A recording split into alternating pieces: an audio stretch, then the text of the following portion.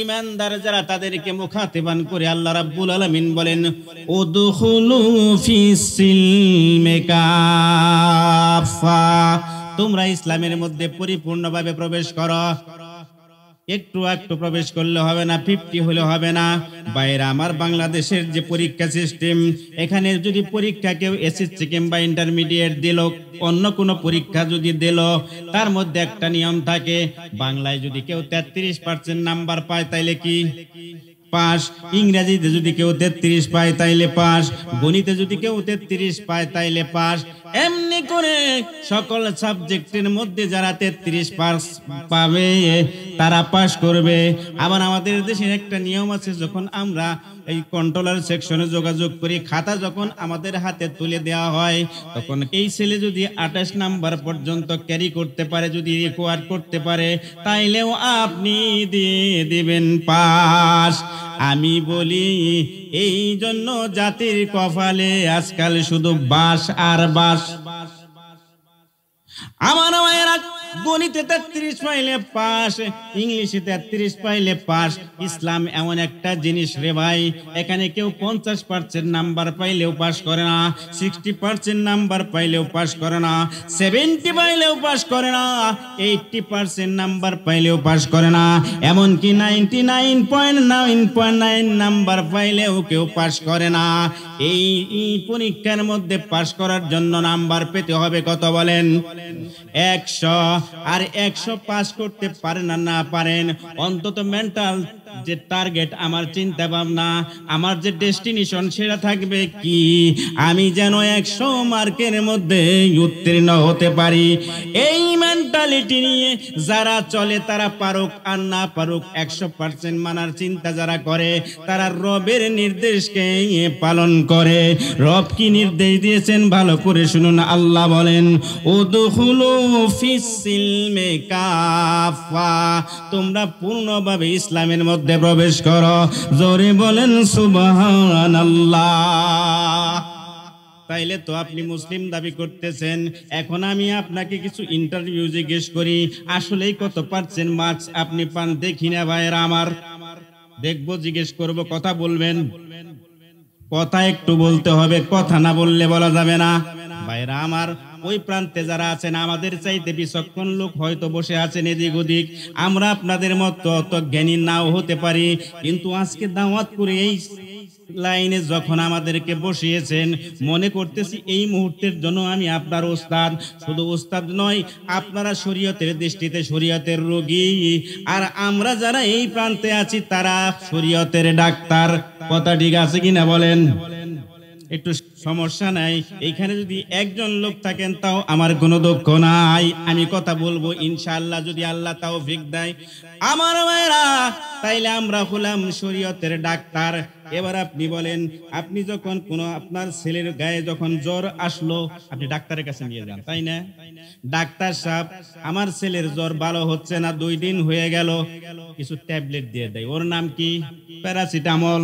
ছোটবেলায় মুরব্বীরা বলতো ওর নাম নাকি সিবাজল। শুনেন নাই কথাটা? এইরকম কিছু ট্যাবলেট আপনাকে দিয়ে দিত, যে এই ট্যাবলেট খাইবা, 3 থেকে 5 দিন খাওয়ার পরে তারপরে তুমি আমার কাছে আসবা। 3 থেকে 5 দিন পরে গেছে, ডাক্তার বাবু কি ওষুধ দিলেন? আমার ছেলের জ্বর তো কমে নাই। কয় বুঝতে পারছি, তোমার ছেলের ওষুধ, এই নরমাল ওষুধে তোমার কাজ হবে না, তোমার ছেলেকে অ্যান্টিবায়োটিক দিতে হবে। বলেন বলে কিনা? বাইরে আমার ডাক্তার বলল 10 দিনের এই কোর্সটা তোমাকে দিয়ে দিলাম অ্যান্টিবায়োটিক, এইটা তুমি খাইবা, খাওয়ার পরে ভালো হয়ে যাবে। যদি ভালো না হয়ে যায় তাইলে আলাদা ট্রিটমেন্ট। 10 দিন পরে হাজির, কি ওষুধ দিলেন? রোগ তো ভালো হইল না। ওই বুঝেছি, আপনার ওই অ্যান্টিবায়োটিক ফেল মারছে, আপনাকে দিতে হবে আপনার ছেলেকে একটা ইনজেকশন। কথা ঠিক? এবার আমার কথা হলো ভাই, ইনজেকশন যে আমি আপনাকে দেব, ইনজেকশন কি আরাম না দুঃখ লাগে? ব্যথা লাগে কিনা বলেন? আমার ভাইরা, বাঁচতে হলে আপনাকে আগে অ্যান্টিবায়োটিক দিয়ে বাঁচতে হবে রে ভাই। যদি সাধারণ ঔষধে আপনার রোগ না সারে, অ্যান্টিবায়োটিকেও যদি রোগ না সারে, তাইলে আপনাকে একটু ব্যথা লাগার ইনজেকশনটাই দিতে হবে। আমার ভাইরা, আল্লাহ রাব্বুল আলামিন বলেছেন, ইত্তাকুন নারাল্লাতী, মানুষ যারা আল্লাহ রাব্বুল আলামিন বলে দিয়েছেন শুনেন, তারা তোমরা আগুনকে ভয় করো, জাহান্নামকে ভয় করো। জাহান্নাম যদি ভয় থেকে জাহান্নাম থেকে বাঁচতে চান, প্রয়োজনে আপনাকে প্রথম ট্যাবলেট হবে, তারপরে অ্যান্টিবায়োটিক, সেটাও যদি ফেল মারেন, মাঝে মাঝে দুই একটা ইনজেকশন যদি ডাক্তার দেয়, তাইলে কি নিবেন কি নিবেন না এটা আগে শুনে নেই। নেবেন তো ইনশাআল্লাহ, উঠে যাবেন না তো কেউ। এবার আমার কোরআন দিয়ে কথা শুরু হলো। প্রথম আল্লাহ রাব্বুল আলামিন বলেছেন আতিউল্লাহ ওয়া আতিউর রাসূলা ওয়া উলুল আমরি মিনকুম। বলেন কথা ঠিক আছে কিনা? কার কথা এটা? আল্লাহ বলছেন তুমি আল্লাহকে মানো মানে কোরআনকে মানো, তারপরে বলছে রসুলকে মানো মানে সুন্নতকে মানো। দুইটাই যখন থাকবে না, তারপরে কাদেরকে মানবা? এটা সরল অনুবাদ, এখানে কোনো মাসআলার ব্যাপার না। কই তোমাদের মধ্যে যারা জ্ঞান সম্পন্ন উলিল আমরে আছে তাদের কথা মানো। সেই দৃষ্টিকোণ থেকে আমরা জানি আর না জানি, তো এই মজলিসে আমরা যারা আলেম আছি একটু তো সম্মান একটু পাওয়ার কথা, তা কিনা বলেন? আমাদের কথা শুনলে কি আপনার সওয়াব হবে বলে বিশ্বাস হয়? কার কার বিশ্বাস হয়? একটু হাতটা তুলে আল্লাহকে, মাশাআল্লাহ। যদি বিশ্বাস করেন তাহলে একটু দাঁড়ান দেখি। বুঝেন না? মাগরিবের পর থেকে বসে আছেন, মাজার মধ্যে লেগে গেছে না? একটু সামনের দিকে দুই কদম আসেন, আসেন দেখি ভাইয়ের আমার। ভাই এইখানে ধর্মীয় আলোচনা হচ্ছে, পিছনে চারিদিক থেকে মিস্টার ইবলিস খালি রাউন্ড অ্যান্ড মুভিং করতেছে, কখন কাকে টেনে নিয়ে যায়। ভাইরা আমার দেখেন না, ওই যে আমাদের নওগাঁ সীমান্তে ভারতের প্রেতাত্মা বাহিনীরা কি করে, মাঝে মাঝে হুমকি দেয় হামলা করবো বাংলাদেশে, করে কিনা? তখন কি সীমান্ত এলাকায় কোনো লোক থাকে না? ভিতরে নিরাপদ জায়গায় নেই, ভেতরে নিরাপদ জায়গায় নাই। আমরাও এখন শয়তান যেহেতু আশেপাশে রাউন্ডিং এবং মুভিং করতেছে, যে কোনো সময় আপনার কলারে ধরে টান দিয়ে বের করে নিয়ে যাবে।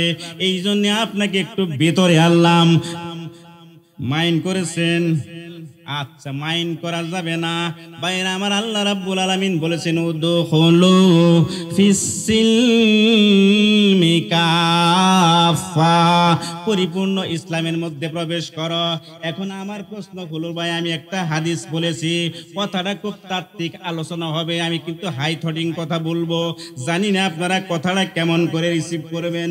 আল্লাহর নবী সাল্লাল্লাহু আলাইহি সাল্লাম বলেছেন, আন আব্দুল্লাহ ইবনে আমর রাদিয়াল্লাহু আনহু قال رسول الله صلى الله عليه وسلم বুনিয়াল ইসলামু আলা খামসিন, ইসলাম পাঁচটা ভিত্তির উপর প্রতিষ্ঠিত। নাম্বার 1 শাহাদাতিন আল্লাহ ইলাহা ইল্লাল্লাহ, এইটা সাক্ষ্য দেওয়া যে আল্লাহ ছাড়া there is no god but Allah is one, আল্লাহ ছাড়া কোনো ইলা নাই। ইলা মানে কি ব্যাখ্যা দেওয়ার সময় নাই। 2 নাম্বার বিশ্বাস করতে হবে ওয়া আন্না মুহাম্মাদার রাসূলুল্লাহ সাল্লাল্লাহু আলাইহি ওয়াসাল্লাম, নবী মুহাম্মদুর রাসূলুল্লাহ আল্লাহ কর্তৃক প্রেরিত, এইটা বিশ্বাস করা 1 নাম্বার। 2 নাম্বার কি ওয়া ইকামিস সালাতা, নামাজকে প্রতিষ্ঠা করে দেওয়া, সালাতকে প্রতিষ্ঠিত করে দেওয়া। ভাই সালাত কিন্তু পড়ার কথা কখনো বলা হয় নাই, যেখানেই বলা হয়েছে আকিমুস সালাত, নামাজকে প্রতিষ্ঠা করে দাও। ভাই সবকিছু বুঝলাম, কিন্তু নামাজ প্রতিষ্ঠা এটা কিন্তু আমরা বুঝি নাই। 3 নাম্বার কি কয় যাকাত প্রদান করা, তারপরে কি কয় হজ ফরজ হলে হজ করা, কয় তারপরে কি কয় রোজা রাখা, রোজার মাস। এখন আমাদের কাছে প্রশ্ন, তাহলে ইসলাম কি 5টার মধ্যে না আরো আছে? বলেন ভাই, ইসলামের বিধান হলো ঈমান বিশ্বাস করো, 2 নাম্বার নামাজ প্রতিষ্ঠা করো, 3 নাম্বার হজ করো, 4 নাম্বার রোজা করো, 5 নাম্বার রাজা বললাম এই যাকাত দাও। এই 5টা লাইন লিখতে কতটুকু জায়গা লাগে? এতটুকু জায়গায় হবে, আরো কম। কারণ স্বাভাবিক নিয়মে আমরা স্টুডেন্টদেরকে বোঝাই 1 পৃষ্ঠার মধ্যে 14 লাইন কিংবা 12 লাইন লাগবে, তাই না সভাপতি সাহেব? তার এই কথাগুলি লিখতে লাগতে মাত্র 5 লাইন। মানে আমি আপনাদেরকে একটা কোশ্চেন করতে চাই, এটাই যদি ইসলাম হয়, এই 5 লাইনেই যদি ইসলাম হয়, তাহলে আল্লাহ মুহাম্মদ সাল্লাল্লাহু আলাইহি সাল্লাম যখন মিরাজে গিয়েছিলেন এরকম একটা সুতার মধ্যে লেখে পাঠাই দিত, যাও ইসলাম দিয়ে দিলাম। আল্লাহ যে কোরআনটা দিলেন রে ভাইয়েরা আমার, এই কোরআনের মধ্যে কতগুলো পারা আছে বলেন? কতটি আয়াত আছে? এটা গবেষণাধর্মী ব্যাপার, এক একজন এক এক মত বলবেন। তবে ছোটবেলার থেকে বলে এসেছি, ওই প্রান্তে যে মুরব্বী বলছে 6666, এটা কমন আলোচনা, এটা কোনো হিসাবের বিষয় না, এটা কোনো বাহাসের বিষয় না, এটা আলোচনার সাথে আমরা 6230টি ধরি আর 6666টি ধরি। আমার প্রশ্ন হলো ভাই, ইসলাম যদি এই 5 লাইনের মধ্যে হয়, এত বড় কোরআন কেন আল্লাহ নাযিল করছে বলে? কখনোই কি ভেবে দেখেছেন এত বড় কিতাব আল্লাহ রাব্বুল আলামিন কেন নাজিল করে দিলেন? এটা কি জন্য আপনাকে আল্লাহ দিলেন? এই 5টা কথাই যদি আল্লাহ রাব্বুল আলামিনের ইসলাম হয়ে যায়। আমি কিন্তু বলেছি কি, দেখেন নবী বলেছেন বুনিয়াল ইসলাম আলা খামসেন, the pillar of the Islam is 5। এইখানে বলছে ইসলামের পিলার হলো কি 5টি হলো ইসলামের পিলার। এইটি পিলার রে ভাই। এবার আসেন এই পিলার গুলো আবার কেমন করে ইসলামকে সাজানো হয়েছে। আমার মাথা ধরে নেন, এটা ঈমান, এটা রোজা, এটা নামাজ, এটা যাকাত। একটা রোজা আর একটা যাকাত, তাই না? তাহলে হেড অফিস হলো ঈমান। ঈমান যদি ঠিক থাকে, বডি ঠিক। মাথা যদি ঠিক থাকে, বডি ঠিক। দ্যাট মিন্স মাথা ইজ এ ড্রাইভার। মাথা যদি ঠিক থাকে, যাত্রী নিরাপদ। আপনি একটা গাড়িতে উঠছেন ভাই, সিএনজিতে, এই রাত্রিবেলায় যাচ্ছেন অচেনা রাস্তায়, আদাবারে সাদাবারে দিয়ে বিভিন্ন জায়গাতে আপনি যাবেন, আমি তো আর চিনি না রে ভাই, নাম বলতে পারলাম না। সেই গাড়ির ড্রাইভারটা যদি ঠিক থাকে, ড্রাইভার হলো মাথা। এই যে মাহফিল সেরে এখন যাব, আমার ড্রাইভার সাহেব যিনি আমাকে নিয়ে এসেছেন, আমি তো ঘুমাইয়া যাব, কিন্তু ড্রাইভারের মাথা যদি ঠিক থাকে, ড্রাইভার আমাকে ঠিক মতো বাড়িতে নিয়ে পৌঁছে দেবে। কথা ঠিক? আর ড্রাইভারের মাথা যদি ঠিক না থাকে, তাইলে গাড়ি খাদে যাবে। আমার ঘুম তো দূরের কথা, সারা রাস্তা দাঁড়িয়ে দাঁড়িয়ে খারাই যায়। বুঝেন নাই কথা? আপনাদের কোনো কথা কষ্ট হচ্ছে? আমি বলি বাংলাদেশে প্রতি রাত্রে ওয়াজ হয়, বেশিরভাগ ক্ষেত্রে ওয়াজ হয় না, শুধু আওয়াজ হয়। আওয়াজ করে কোনোদিন ইসলামের মানুষকে সংশোধন করে যায়। এদেশে ভাইরাল হওয়ার জন্য কতজনের প্রাণ কত কিছু বলে, তার কোনো ঠিক নেই। আপনি যদি আমাকে বলেন স্যার এই ধরনের কথা বলবেন না, আপনি একটু সোনাবানুর কিস্সা কোন, কালুগাজের কিস্সা কোন, আমি তাও বলতে পারবো। আপনি যদি বলেন শেক্সপিয়ার ট্র্যাজেডি একের 5টা পর্ব আছে, ওখান থেকে শুরু করে শেষ পর্যন্ত রাত্রি বলে ইংরেজিতে বলে যান, আমি সেটাও বলতে পারবো। কিন্তু there is no benefit for you, এখানে আপনার জন্য কোনো উপকার। ইসলামটাকে বুঝে নেন। আমরা দুনিয়াতে এসেছি, দুনিয়ার সবকিছু বুঝে শুনে নেই, শুধু ইসলামটাই আমরা বুঝে শুনে চিন্তা করি। ওইখানে 1 কিলোমিটার এই দূরে, ধরুন এইখানে 1 ডেসিমেল জায়গা কিনবেন, এই জায়গা কেনার সময় আপনি কত হিসাব কিতাব করেন, এর পর্সা ঠিক আছে কিনা, এর খারিজ ঠিক আছে কিনা, সিএস ঠিক আছে কিনা, আরএস ঠিক আছে কিনা, ডিএরা থাকলে সেটা ঠিক আছে কিনা, সব কিছু দেখে শুনে 1 ডেসিমেল জায়গা রাখেন আপনারা। আর ইসলাম এমন একটা জিনিস, যদি কিনতে যেয়ে ভুল করেন, চিনতে যেয়ে ভুল করেন, সারা জীবন আপনি জাহান্নামের আগুনে জ্বলবেন। সেটার জন্য কোনো বোঝার চেষ্টা করেন। ঈমান হলো মাথা, মাথা ঠিক তো সব ঠিক। এজন্য আমি বলি মাথা যদি বডিকে নিয়ন্ত্রণ না করতে পারে, তাইলে মাথায় ভেজাল আছে, নইলে আছে গন্ডগোল। বুঝেন? মাথা যদি বডিকে নিয়ন্ত্রণ না করতে পারে, হয় মাথায় ভেজাল, নইলে গন্ডগোল। তাইলে মাথা ঠিক তো সব ঠিক। এবার আসেন রে ভাইয়েরা, এই যে মাথা হলো ঈমান, আমি কিন্তু এই মাথাকে আসলেই বুঝি নাই। এবারে এই ঈমানটা কোথায় থাকে? ঈমানের যে ব্লাড, ঈমানের যে অক্সিজেন, তার নাম হলো কি তাকওয়া। তাকওয়া কোথায় থাকে? এইটা থাকে এই জায়গায়। আল্লাহর নবী জনাবে রাসূলুল্লাহ সাল্লাল্লাহু আলাইহি সাল্লাম বলেন, আত-তাকওয়া হুনা ইয়াশিরু ইলা সাদরিহি সালাসা মাররাতিন। নবীজি একবার বক্তব্য দিতে গিয়ে বলেন, তাকওয়া এইখানে, তাকওয়া এইখানে, তাকওয়া এইখানে। নবীজি বলে নাই তাকওয়া লম্বা পোশাকের মধ্যে, নবীজি বলে নাই তাকওয়া জুব্বার মধ্যে, নবীজি বলে নাই তাকওয়া দাড়ির মধ্যে, নবীজি বলে নাই তাকওয়া টুপির মধ্যে। তবে এই সবগুলো একটা ভালো দিক। এই যে বিষয়গুলো যারা মেইনটেইন করে, অবশ্যই সে আমার চাইতে আপনার চাইতে ভালো, সেটা আমি ক্রিটিসাইজ করছি না, কিন্তু মূল থিংকিংটাই হলো আমার আত-তাকওয়া হুনা ইয়াশিরু ইলা সাদরি সালাসা মাররাতিন। কারণ আব্দুল্লাহ ইবনে উবাই ছিল কিনা বলেন? সে কি লম্বা পোশাক পরতো না? তার কি দাড়ি ছিল না, তার কি টুপি ছিল না, সবই ছিল। নবীজি নামাজ পড়তেন, পিছনের কাতারে আব্দুল্লাহ ইবনে উবাই কি করতেন, সালাত আদায় করতেন। নবীজি জিহাদের ময়দানে যেতেন, সঙ্গে সঙ্গে আব্দুল্লাহ ইবনে উবাই কিন্তু জিহাদের ময়দানে গেছেন, কিন্তু এর সত্ত্বেও সে ঈমানদার নয়, কারণ তার এই জায়গাটা ঠিক ছিল না। এই যে কলব, এই কলবটা ঠিক ছিল না, এইখানে ভেজাল ছিল। এজন্যই নবী সাল্লাল্লাহু আলাইহি সাল্লাম বলেন, আন-নুমান ইবনে বাশীর রাদিয়াল্লাহু আনহু হাদিসের শেষাংশে নবী বলেন, আলা ইন্না ফিল জাসাদে মুদগাতান, মানুষের দেহের এই জায়গায় একটু মাংস আছে রে ভাই, ইজা সালাহাত সালাহাল জাসাদু কুল্লুহু, এইটা যদি ভালো থাকে সারা দেহই ভালো থাকে, আর এটার মধ্যে যদি গ্যাঞ্জাম হয় তাহলে সারা দেহর মধ্যে গ্যাঞ্জাম হয়। এটা আর কিছু নয়। নবীজি সাল্লাল্লাহু আলাইহি সাল্লাম বলেন, ওহিয়াল কালব, এটার নাম হলো হৃদয় বা অন্তঃকরণ, ইংরেজিতে বলা হয় হার্ট। এবার আমার প্রশ্ন হলো রে ভাই, একটা মানুষের মাথাও ঠিক আছে, একটা মানুষের হাতও ঠিক আছে, পাও ঠিক আছে, সব কিছু ঠিক আছে, কিন্তু হাড়ে ভেজাল। লোকটা কি বাঁচে? গ্যাঞ্জাম আছে কিনা বলেন? হাড়ের মধ্যে যদি গ্যাঞ্জাম হয় সব জায়গায় গ্যাঞ্জাম, মাথার মধ্যে গ্যাঞ্জাম হলেও সব জায়গায় গ্যাঞ্জাম, কিন্তু মাথার যে অস্তিত্ব, তার অস্তিত্বটাই হলো কালবের ভেতর। এই জন্যই নবী বলেছেন, যদি এটা শুদ্ধ থাকে সব কিছুই শুদ্ধ, এটা যদি বিশুদ্ধ না হইয়া বেজাল হয় তাইলে সব কিছুই বেজাল। তাহলে কি ঈমানের অক্সিজেন কি? তাকওয়া। তাকওয়া যার যত বেশি, ঈমান তার সবচাইতে বেশি। এবার আসেন ভাইরা আমার, এই কথাটা একটু পরে নিব ভাই। আমি আবার আরেক জায়গায় যেতে চাই, যে উদখুলু ফিস সিলমে কাফা, এইখানে বলছে পরিপূর্ণ ইসলামের মধ্যে প্রবেশ করো। দেখি আপনাদের গ্রামে পরিপূর্ণ ইসলাম আছে কিনা একটু দেখতে বলেন। আল্লাহ রাব্বুল আলামিন কোরআনে হাকিমের মধ্যে বলেন, ওয়াদারু মা বাকিয়া মিনার রিবা, হে দুনিয়ার ঈমানদার যারা, তোমাদের এলাকায় যে সুদ ছিল, ইসলাম আসার পরে সেই সুদগুলো বাদ দিয়ে দাও। এলাকায় কি সুদ ব্যবসা কেউ করে না? আছে তো নাকি? দেশে তো আছে। বললে কি সমস্যা?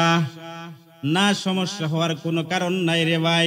সুদ যে খায়, সুদ যে দেয়, সুদের হিসাব যে লেখে, সাক্ষী যে থাকে, দুজনেই কি সবগুলোই সমান, সবগুলোই যাবে জাহান্নামী।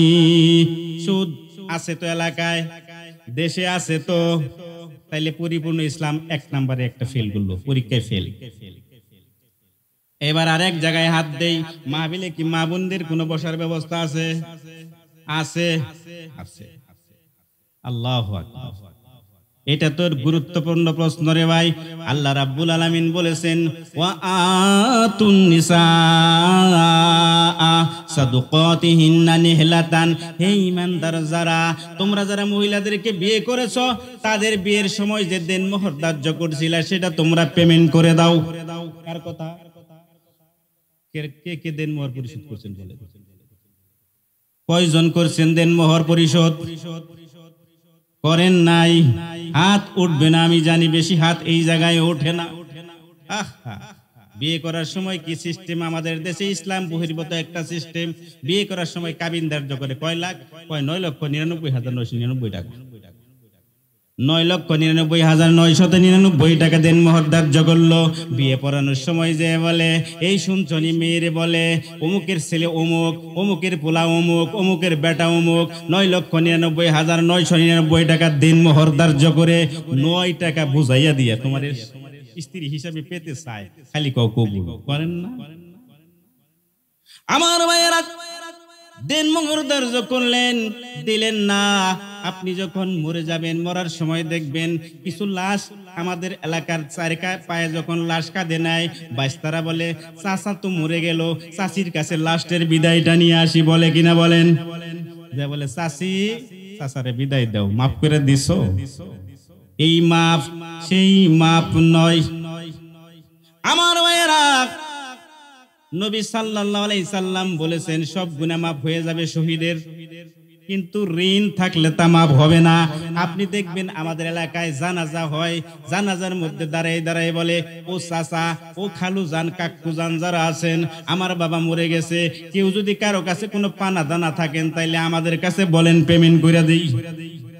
বলে কিনা?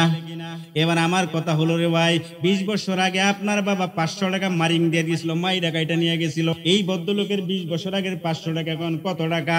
5000 লোকের সামনে আপনি যে দাঁড়ায় দাঁড়ায় বলতেছেন কে কে আছেন আমার বাবার কাছে পাওনা থাকলে, এবার বলেন কোন ভদ্রলোক কি ওইখানে দাঁড়ায় দাঁড়ায় বলবো যে 500 টাকা ভাই? বলে না। তার মানে উচিত ছিল কি আপনি ওই জায়গায় না বলে, বাপ যখন অসুস্থ হয়ে যায় তখন এলাকার লোকজনকে ডেকে তারপরে জিজ্ঞেস করেন, আমার বাবা তো এখন অসুস্থ, কেউ কি আমার বাবার কাছে কোনো পানা দানা আছেন কিনা বলেন, এইটা বললে ভালো হতো কিনা? অথবা বাপের কাছে খাতা কলম নিয়ে যোগ্য সন্তান তুমি যদি হও, সেখানে দাঁড়িয়ে যাও, বলো, আব্বা আপনার তখন জ্ঞান নাই বাপ, আপনি তো যে কোনো সময় চলে যাবেন, আপনার কাছে কেউ কি কোনো পানা দানা আছে, তাহলে একটু বুঝিয়ে দেন। এটা বললে ভালো হইতো না? সব চলে রে ভাই আমাদের দেশে উল্টা। এদিকে আমি বেশি লম্বা কথার দিকে যাব না, আমি সংক্ষিপ্ত কথা বলতে চাই। আমরা তো আলে হাদিস এলাকার লোক নাকি? আপনারা তো হাদিস মানেন, সব মানেন, ওই সবাই মানেন না। এবার আসেন, আন আব্দুল্লাহ ইবনে আমর রাদিয়াল্লাহু আনহু সালা রাজুলুন ইয়া রাসূলুল্লাহ, এক ব্যক্তি নবী সাল্লাল্লাহু আলাইহি সাল্লামকে কোশ্চেন করলো, প্রশ্ন করলো, ওগো নবী, আইয়ুল ইসলামে খায়রুন, ইসলামের মধ্যে সবচাইতে ভালো কাজ কি? নবী দুইটা অ্যানসার এখানে দিয়েছেন। এক নম্বরে তুতাইমুত তাআমা, খাবার খাওয়া, ক্ষুধার্তকে খাবার খাওয়ানো। ভালো করে খেয়াল করে শুনবেন, নবী বলে নাই হুজুরকে খাবার খাওয়ানো, নবী বলে নাই মসজিদের ইমাম সাহেবকে খাবার খাওয়ানো, এটাও বলে নাই মেম্বার সাহেবকে খাবার খাওয়ানো, এটাও বলে নাই ভিক্ষুককে খাবার খাওয়ানো। আমার নবী বলেছেন, কত মানবিক নবী আল্লাহ রাব্বুল আলামিন প্রেরণ করেছিলেন, তিনি বলে দিলেন তুতাইমুত তাআমা, বলা হয়নি মুসলমানকে খাবার খাওয়ানো। এইখান দিয়ে একটা মানুষ যাচ্ছে, ও হিন্দু হতে পারে, বৌদ্ধও হতে পারে, খ্রিস্টানও হতে পারে, বোঝা যাচ্ছে লোকটা 7 দিন যাবত খাবার খায় না, ওই লোকটাকেও যদি আপনি খাবার দেন তাহলেই সওয়াব। বলে নাই শুধু হুজুরকে খাবার খাওয়া, কত সায়েন্টিফিক কথা এখানে বলা হয়েছে, তুতাইমুত তাআমা, খাদ্য খাবার খাওয়ানো। এবার আমার প্রশ্ন হলো, গত 6 মাসে কয়জনকে দাওয়াত খাওয়াইছেন বলেন? কয়জনকে খাওয়াইছেন? কয়জন ভিক্ষুককে খাওয়াইছেন? তা আপনি না হাদিসের লোক, এই হাদিসটা তো মানেন নাই। আমার ভাইয়েরা, 2 নাম্বার, এই যেটাই প্রশ্ন করব সেই জায়গায় খালি অ্যানসার নেগেটিভ অথবা নীরবতা। ইয়েস অ্যানসার কিন্তু আপনি দিতে পারছেন না। কারণ কি? আসলেই আমরা ইসলামটা পরিপূর্ণ মানি না। 2 নাম্বার ফর্মুলা, নবীকে জিজ্ঞেস করলেন, ইয়া রাসূলুল্লাহ, সবচাইতে ভালো কাজ কি? 1 নাম্বার তুতাইমুত তাআমা। 2 নাম্বারে আল্লাহর নবী বলেন, শুনেন গো, 2 নাম্বার যে ফর্মুলা, কয় এই তাকরিমুস সালামা, সালাম দেওয়া, আলা মান আরিফতা ওয়া মান লাম তারিফ, তুমি চিনো আর না চিনো, যদি দেখে মনে হয় এটা মুসলিম, তুমি তাকে ইসলামী পদ্ধতিতে সালাম দিয়ে দিবা। এই ইন্টারভিউটা যদি আরো নিতে চাই, আপনারা বেকায়দায় পড়ে যাবেন। এখানে যুবক আছেন, কে হাত তুলেন। আমি এরকম করে কথা বলি, ওয়াজ করতে যাই, এরকম নিয়তে আসি নাই, জনপ্রিয় কিছু কথা বলবো, আগামীকাল দাওয়াত দিব। এই কয়জন যুবক আছে, তাই না? সব যুবক করোনার বছর চলে গেছে, এই কয়জনই আছে। যুবকরা আছে, ওই যে সিপাই সাপাই আছে না, এখানে ওখানে আছে, ওই যে মেলা একটা জমছে ওইদিকে, ওইখানে আছে। যুবকরা কয়জনে 6 মাসে বাপকে সালাম দিয়েছে? বাবাকে কয়জনে সালাম দিয়েছেন? এই কয়জন মাত্র হাত, বেশি হাত কিন্তু ওঠে নাই। মাকে সালাম দাও কে কে যুবক? এই কয়জনই। যে কয়জনে হাত বারবার উঠতেছে ওই কয়জনই। ওরা দিবে কেন? আপনারা কি আপনাদের ছেলেদেরকে সালাম দেন? ছোটকালে দিছেন? দেন? একজনও দেন নাই। ওই 2-1 জন, 100 জনের মধ্যে একজন দুলাভাই কিছুই না, পুরে ধরা যায় না। আরেক জায়গায় হাত দিব, দেখি কি রকম সালাম আপনি করছেন। বউকে সালাম দিয়েছেন কে কে 6 মাস?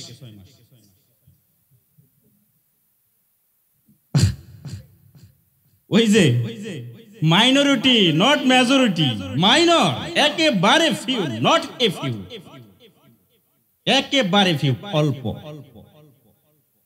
মা বোনেরা যারা মাইকে শুনছেন, কালকে আজকে বাড়িতে যে যার যার বাড়িতে যাবেন স্ত্রীকে সালাম দেবেন, দেবেন তো? দেবেন? যুবক বাপকে সালাম দিবেন, বাপ বেড়াকে সালাম দিবে, মুরব্বীকে সালাম দিবে, ইনশাআল্লাহ দিবেন তো? মা বোনেরা, আমার নাম্বারটাই যে আমাদের কমিটির এখানে লোকজনের কাছে আছে, নাম্বারটা নিয়ে যান। আপনি দুদিন পরে আমাকে ফোন করে জানাতে পারেন যে আমি অমুক বলছি, আপনি বলছিলেন আমার স্বামী আমাকে সালাম দেবে, আমার একদিনও দেয় নাই। ও আজ আগামী বছর যদি কোনো সুযোগ পাই সেখানে করব। সালাম দিতে হবে। এটা কি? হ্যাঁ, ভাত খাবেন এখন পর্যন্ত চিনেন নাই? আমার ভাইয়েরা, ইসলামের মধ্যে পরিপূর্ণ প্রবেশ করতে হলে ইসলামের কালচারের মধ্যেও প্রবেশ করতে হবে। কথা ঠিক আছে কিনা? সালাম দেওয়া ইসলামের কালচার, ঠিক আছে তো ভাইয়েরা? এখন তো মোবাইলের যুগ, হাই রে মিথ্যা কথা বলার। সালাম দে মোবাইল শুরু। আমি আমার বউর সাথে দিনে 10 বার সালাম দিই। তার মানে কি জানেন? 10 বার যদি ফোনে কথা বলি আসসালামু আলাইকুম ওয়া রাহমাতুল্লাহ, আমার বউ রিপ্লাই করে ওয়া আলাইকুম আসসালাম ওয়া রাহমাতুল্লাহ। কিন্তু এখন মোবাইলে ধরে কয় হ্যালো, হ্যালোর মধ্যে চলে গেছেন। হেল শব্দের অর্থ দুজক, হেলু শব্দের অর্থ দুজকে আমি এটা বলবো না, তবে কাছাকাছি একটা শব্দ। এই হ্যালো না বলে যুবক, তুমি তোমার বন্ধু বান্ধব যাকেই কথা বলবা সালাম দিয়ে কথা শুরু করো। আমরা শুরু করতে পারি তো ইনশাআল্লাহ? হাত তুলে বলেন ইনশাআল্লাহ। আমি মনে করি আজকের ওয়াজ তাইলে সফলতার দ্বার প্রান্তে চলে গেছে, যদি আপনাদের সালামের এই কালচারটা আমি যদি একটু চালু করতে একটু ভূমিকা রাখতে পারি। আমার ভাইয়েরা, এমনি করে যে জায়গায় আপনাকে কোশ্চেন করব কোন জায়গায় অ্যানসার দিতে পারবেন না। আমার ভাইয়েরা, আল্লাহ রাব্বুল আলামিন কালামে হাকিমের মধ্যে বলেন, যুবক যারা, পুরুষ যারা রাস্তা দিয়ে হাঁটবে, যারা যাওয়ার সময় চোখটা নিচের দিকে নিম্নগামী করে রাখবে। আপনার এলাকার সব যুবক যখন রাস্তায় হাঁটে চোখ কি নিচের দিকে রাখে না? তাহলে এই জায়গায় ইসলাম নাই, শুধু ওদের দোষ দিয়ে লাভ নাই। আল্লাহ রাব্বুল আলামিন নারীদেরকে বলেন, কুল লিল মুমিনাতি ইয়াগদুদনা মিন আবসারিহিন্না। হে মুসলিম নারী যারা, যখন রাস্তায় চলবা চোখটা নিচের দিকে রাখবা। যুবককেও জিজ্ঞেস করলাম নাই, যুবতীদেরকেও যদি জিজ্ঞেস করি এই একই অ্যান্সার, আসলে সবাই চোখ নিচের দিকে দিয়ে হাঁটে না। তার মানে একটার পর একটা কোশ্চেন যদি আপনাকে করা হয়, কোনো অ্যান্সার ভালো মতো মিলবে না। তার মানে উদখুলু ফিস-সিলমি কাফা, এই জায়গায় আমাদের প্রবেশ করা হয় না। যতক্ষণ প্রবেশ না করার চেষ্টা করবেন ততক্ষণ পুরা মুসলমান না। যা হোক, আমি ইমানের কথা বলতেছিলাম। ইমান ইমান ইমান ইমান হলো আসল। ইমান ইজ দ্য ড্রাইভার, ইমান is the driver who drives you to reach you destiny. আপনার গন্তব্যস্থলে পৌঁছানোর জন্য যে জিনিসটা ভালো দরকার সেটা হলো ইমান। ইমান কত মূল্যবান রে ভাই! আপনার কোনো কাজে যদি ভালো না থাকে, ইমানটা যদি ভালো থাকে, শিরক মুক্ত যদি আপনার ইমানটা থাকে, আপনার গন্তব্যে আপনি দেরিতে হলেও পৌঁছে যেতে পারেন। জোরে বলেন ঠিক আছে কিনা? প্রমাণ কি? প্রমাণ কি? এবার একটা হাদিসের মধ্যে আপনি চলে যেতে পারেন। আন আবি সাঈদ আল খুদরি রাদিয়াল্লাহু আনহু ক্বালা রাসূলুল্লাহ সাল্লাল্লাহু আলাইহি ওয়াসাল্লাম, ইজা দাখালা আহলুল জান্নাতু ফিল জান্নাতি ওয়া আহলুন নার ফিন নারে। যখন জান্নাতীরা জান্নাতের মধ্যে চলে যাবে, জাহান্নামীরা যখন জাহান্নামের মধ্যে চলে যাবে, আল্লাহ রাব্বুল আলামিন বিশেষ একটা পরোয়ানা ঘোষণা করবেন। কি ঘোষণা করবেন? বলবেন, মান কানা ফি কালবিহি মিসকালুন হাব্বাতিন মিন খারদালিন মিনাল ঈমান। ও ফেরেশতারা রে, খুঁজে দেখো জাহান্নামের মধ্যে পড়ে আছে এমন কিছু লোককে খুঁজে তোমরা নিয়ে আসো যার মধ্যে বিন্দু মাত্র ঈমান আছে। এইরকম বিন্দু ঈমান যার মধ্যে আছে, এইরকম যদি কোনো লোক থাকে তাকে জাহান্নাম থেকে তুলে নিয়ে আসো। তখন বিন্দু মাত্র ঈমান দেখা যায় না, বিন্দুর কোনো সংজ্ঞা নাই, একেবারে ঈমান নাই। পড়তে পড়তে জ্বলতে জ্বলতে অঙ্গার হয়ে গেছে জাহান্নামের তলদেশ থেকে শুধু পুরা মানুষগুলা উঠাইয়ে নিয়ে আসবে। কাদিম তো হেসু আদু হামামান, বলা হচ্ছে যে এরা এমন পুড়ে যাবে একবারে আঙ্গার হয়ে গেছে, কালো মানুষগুলা তুলে নিয়ে আসবে। আল্লাহ রাব্বুল আলামিনের সামনে ধরবে, ও আল্লাহ, এই যে তুলে নিয়েছি বিন্দু মাত্র ঈমান যার মধ্যে আছে, কিন্তু এদের চেহারা দেখে বোঝার কোনো কায়দা নাই, কোনটা মুখ কোনটা না কিছু বোঝার কায়দা নাই। কারণ জাহান্নামের আগুনে পড়তে পড়তে এই মানুষগুলা কালো কয়লা হয়ে গেছে। আল্লাহ, এই মানুষগুলা নিয়ে এসেছি, তুমি যে নির্দেশ দিয়েছিলা এই এই জন্য আল্লাহ রাব্বুল আলামিনের নির্দেশ পালনার্থে ফেরেশতাগণ মানুষগুলো তুলে নিয়ে আসবে। জোরে বলেন সুবহানাল্লাহ। আল্লাহ রাব্বুল আলামিন বলবেন ওরা তো ঈমান অন্তত আনছিল রে, এই ঈমানের বলে আজকে যদিও শাস্তির সম্মুখীন হয়েছিল ওদেরকে আমি মাফ করে দিয়েছি। তোরা এক কাজ কর, তাড়াতাড়ি নাহরে হায়াত একটা দরিয়া আছে এর মধ্যে ওদেরকে ডুবাইয়া দে। নাহরে হায়াত এক ধরনের স্যানিটাইজেশন। ওই যে করোনা যখন হয়েছে খেয়াল করেন, এই ঘরে থেকে ও ঘরে যখন যাইতেন তখন বলতেন হাত ভালো করে কি করো, দুটো নিয়ে আসো, ওটারে কি বলে স্যানিটাইজেশন বলে না, স্যানিটাইজেশন করে নিয়ে আসো। এইরকম কিন্তু একটা সিস্টেম ছিল, হাত টাত ধুয়ে স্যাভলন বা হাবিজাবি যাই হোক যা দিয়ে ধোয়া দরকার তাই ধুয়ে আমরা কিন্তু অফিস আদালতে যাইতাম। আল্লাহ রাব্বুল আলামিন বলেন ওর জন্য স্যানিটাইজেশনের ব্যবস্থা হলো, ওর নাহরে হায়াতের মধ্যে সুবাইন দিয়ে নিয়ে আসো, ডুবাইয়ে নিয়ে আসবে, ওরা চকচক চকচক করতে থাকবে। জোরে বলেন সুবহানাল্লাহ। আল্লাহ বলবেন চকচক হয়ে গেছে, জাহান্নাম থেকে মুক্ত করলাম, জান্নাতে প্রবেশ করাই দাও। ফেরেশতারা বলবে আল্লাহ ওর বাইরের দিকটা তো চকচকে হয়ে গেছে গো মাবুদ, কিন্তু ভিতরের দিকটা তো এখনো কালো কুৎসিত রয়ে গেছে, এখন কি করব? আরেক ধরনের স্যানিটাইজার আমার কাছে আছে, সেটা কি? আল্লাহ রাব্বুল আলামিন বলবেন সাকাহুম রাব্বুহুম শারাবান তাহুরা, ওরে শারাবান তাহুরা থেকে এক গ্লাস পান করিয়ে দাও। ফেরেশতারা এক গ্লাস পান করাবে, সঙ্গে সঙ্গে ভিতরের জিনিসটাও পচা দূর হয়ে চকচকে ফকফকে হয়ে যাবে। জোরে বলেন সুবহানাল্লাহ। আল্লাহ তাকে জান্নাতের মধ্যে দাখিল করবেন। জোরে বলেন আলহামদুলিল্লাহ। কেন ওর মধ্যে ঈমান আছে, এই জন্য ওর এই সুবিধাটা পাইলো। বোঝা গেল ঈমান যদি ভালো থাকে তাইলে পরকালে পুরা দগ্ধ হওয়ার পরেও জাহান্নাম থেকে তার মুক্তি পাওয়ার সম্ভাবনা রয়েছে। বলেন ঠিক কিনা? তাইলে ঈমানটা আমাদের ঠিক রাখতে হবে। এখন আমার মূল আলোচনা যেটা, সেইখানে আমি প্রবেশ করতে চাই। এই ঈমান কি কি কারণে নষ্ট হয়ে যায়? একটা ঈমান কিন্তু নষ্ট হয়ে যেতে পারে, কারণ নষ্ট হয়ে যায়, ওই বিষয়টা নিয়ে সংক্ষিপ্ত আলোচনা করব ইনশাআল্লাহ। আপনারা শুনবেন তো? এতক্ষণ ভূমিকাতে ছিলাম, এখন মূল আলোচনায় যেতে চাই। কাকি না কি নিয়ত করছেন যে চলে যাবেন? নিয়ত কি নিয়ত করে আইছেন? কিছু শিখার জন্য, শোনার জন্যই তো আসছেন নাকি? নিয়তের বড় ফজিলত রে ভাই।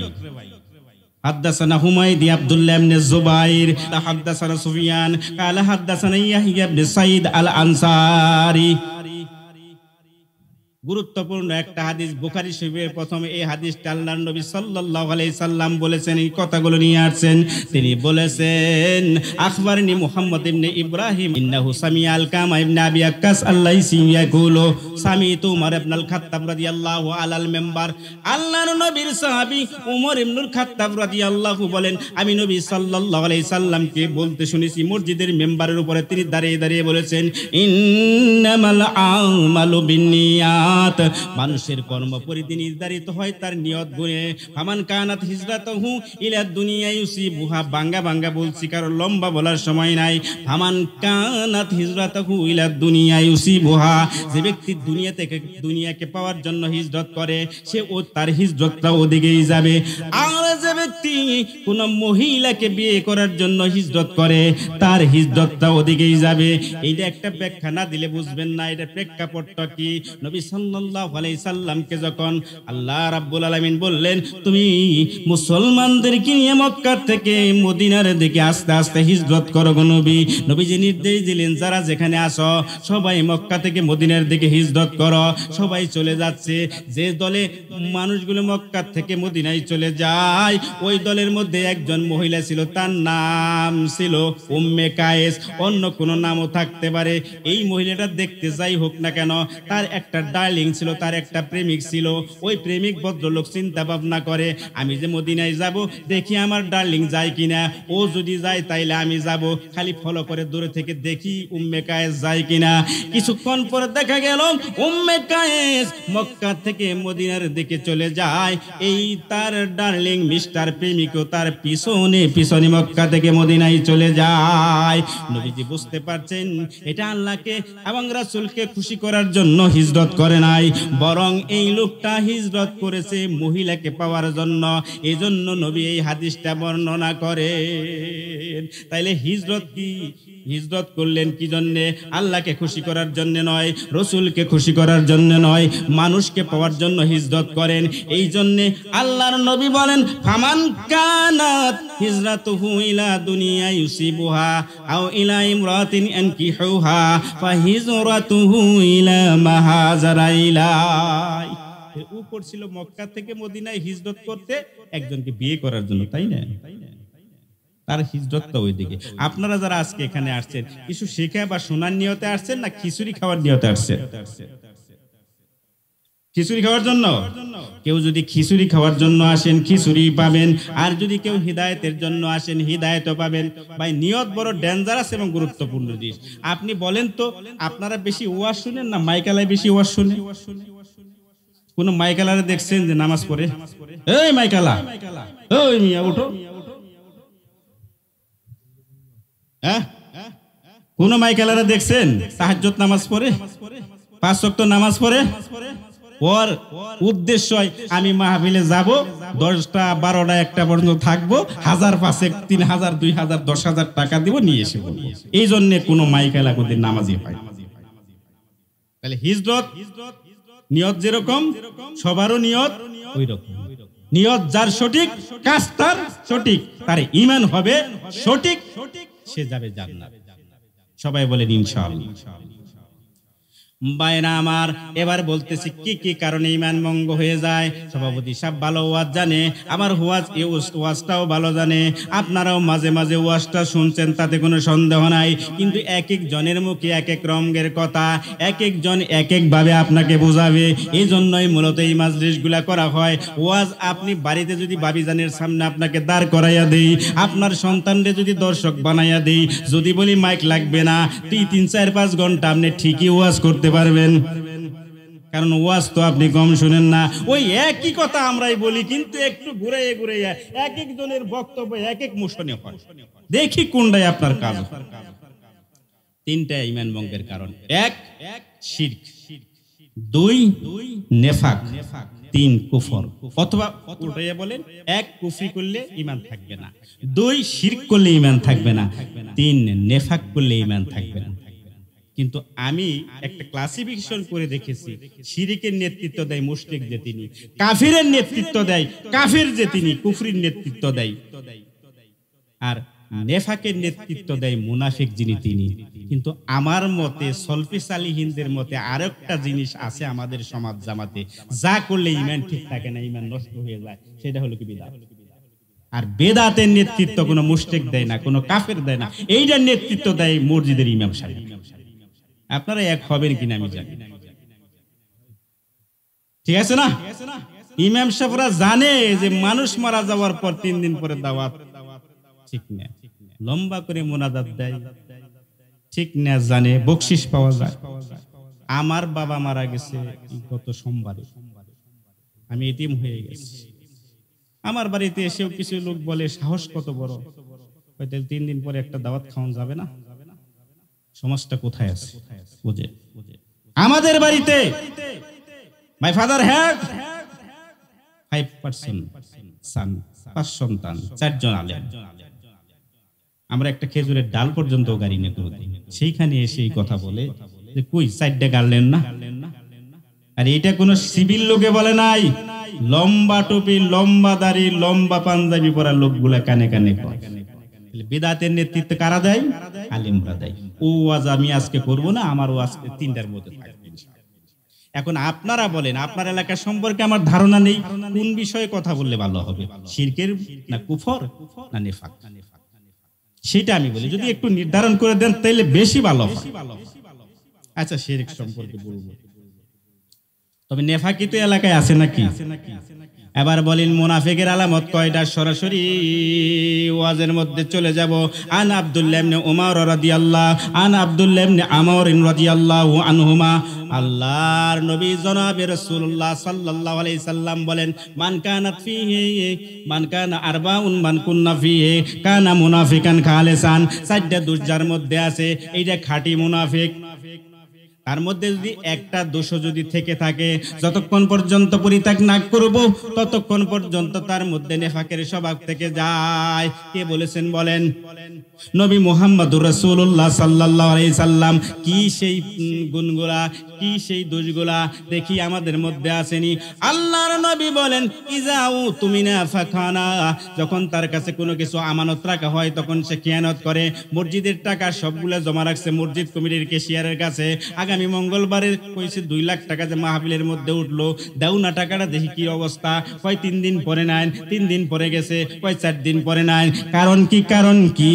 ওই 2 লাখ টাকা ক্যাশিয়ার মহোদয়ের বাড়িতে আর নাই, হয় ঋণ শোধ করছে নইলে ব্যাংকে রাখছে, ব্যাংকে তার পার্সোনাল অ্যাকাউন্টের মধ্যে রাখছে।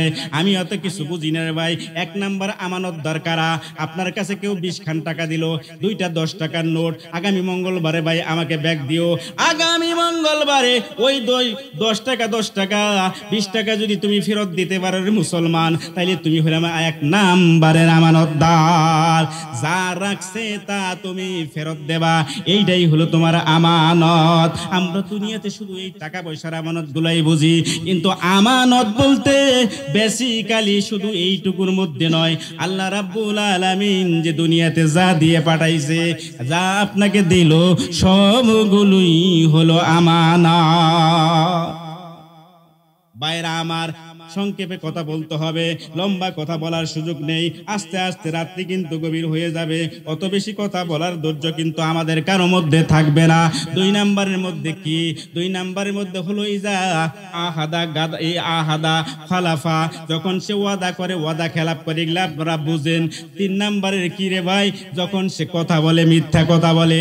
এইখানে হলো আমার আসল ওয়াজ। মিথ্যা কথা তো আছে না, কি বলেন? আমরা তো কম বেশি মিথ্যা সবাই বলি।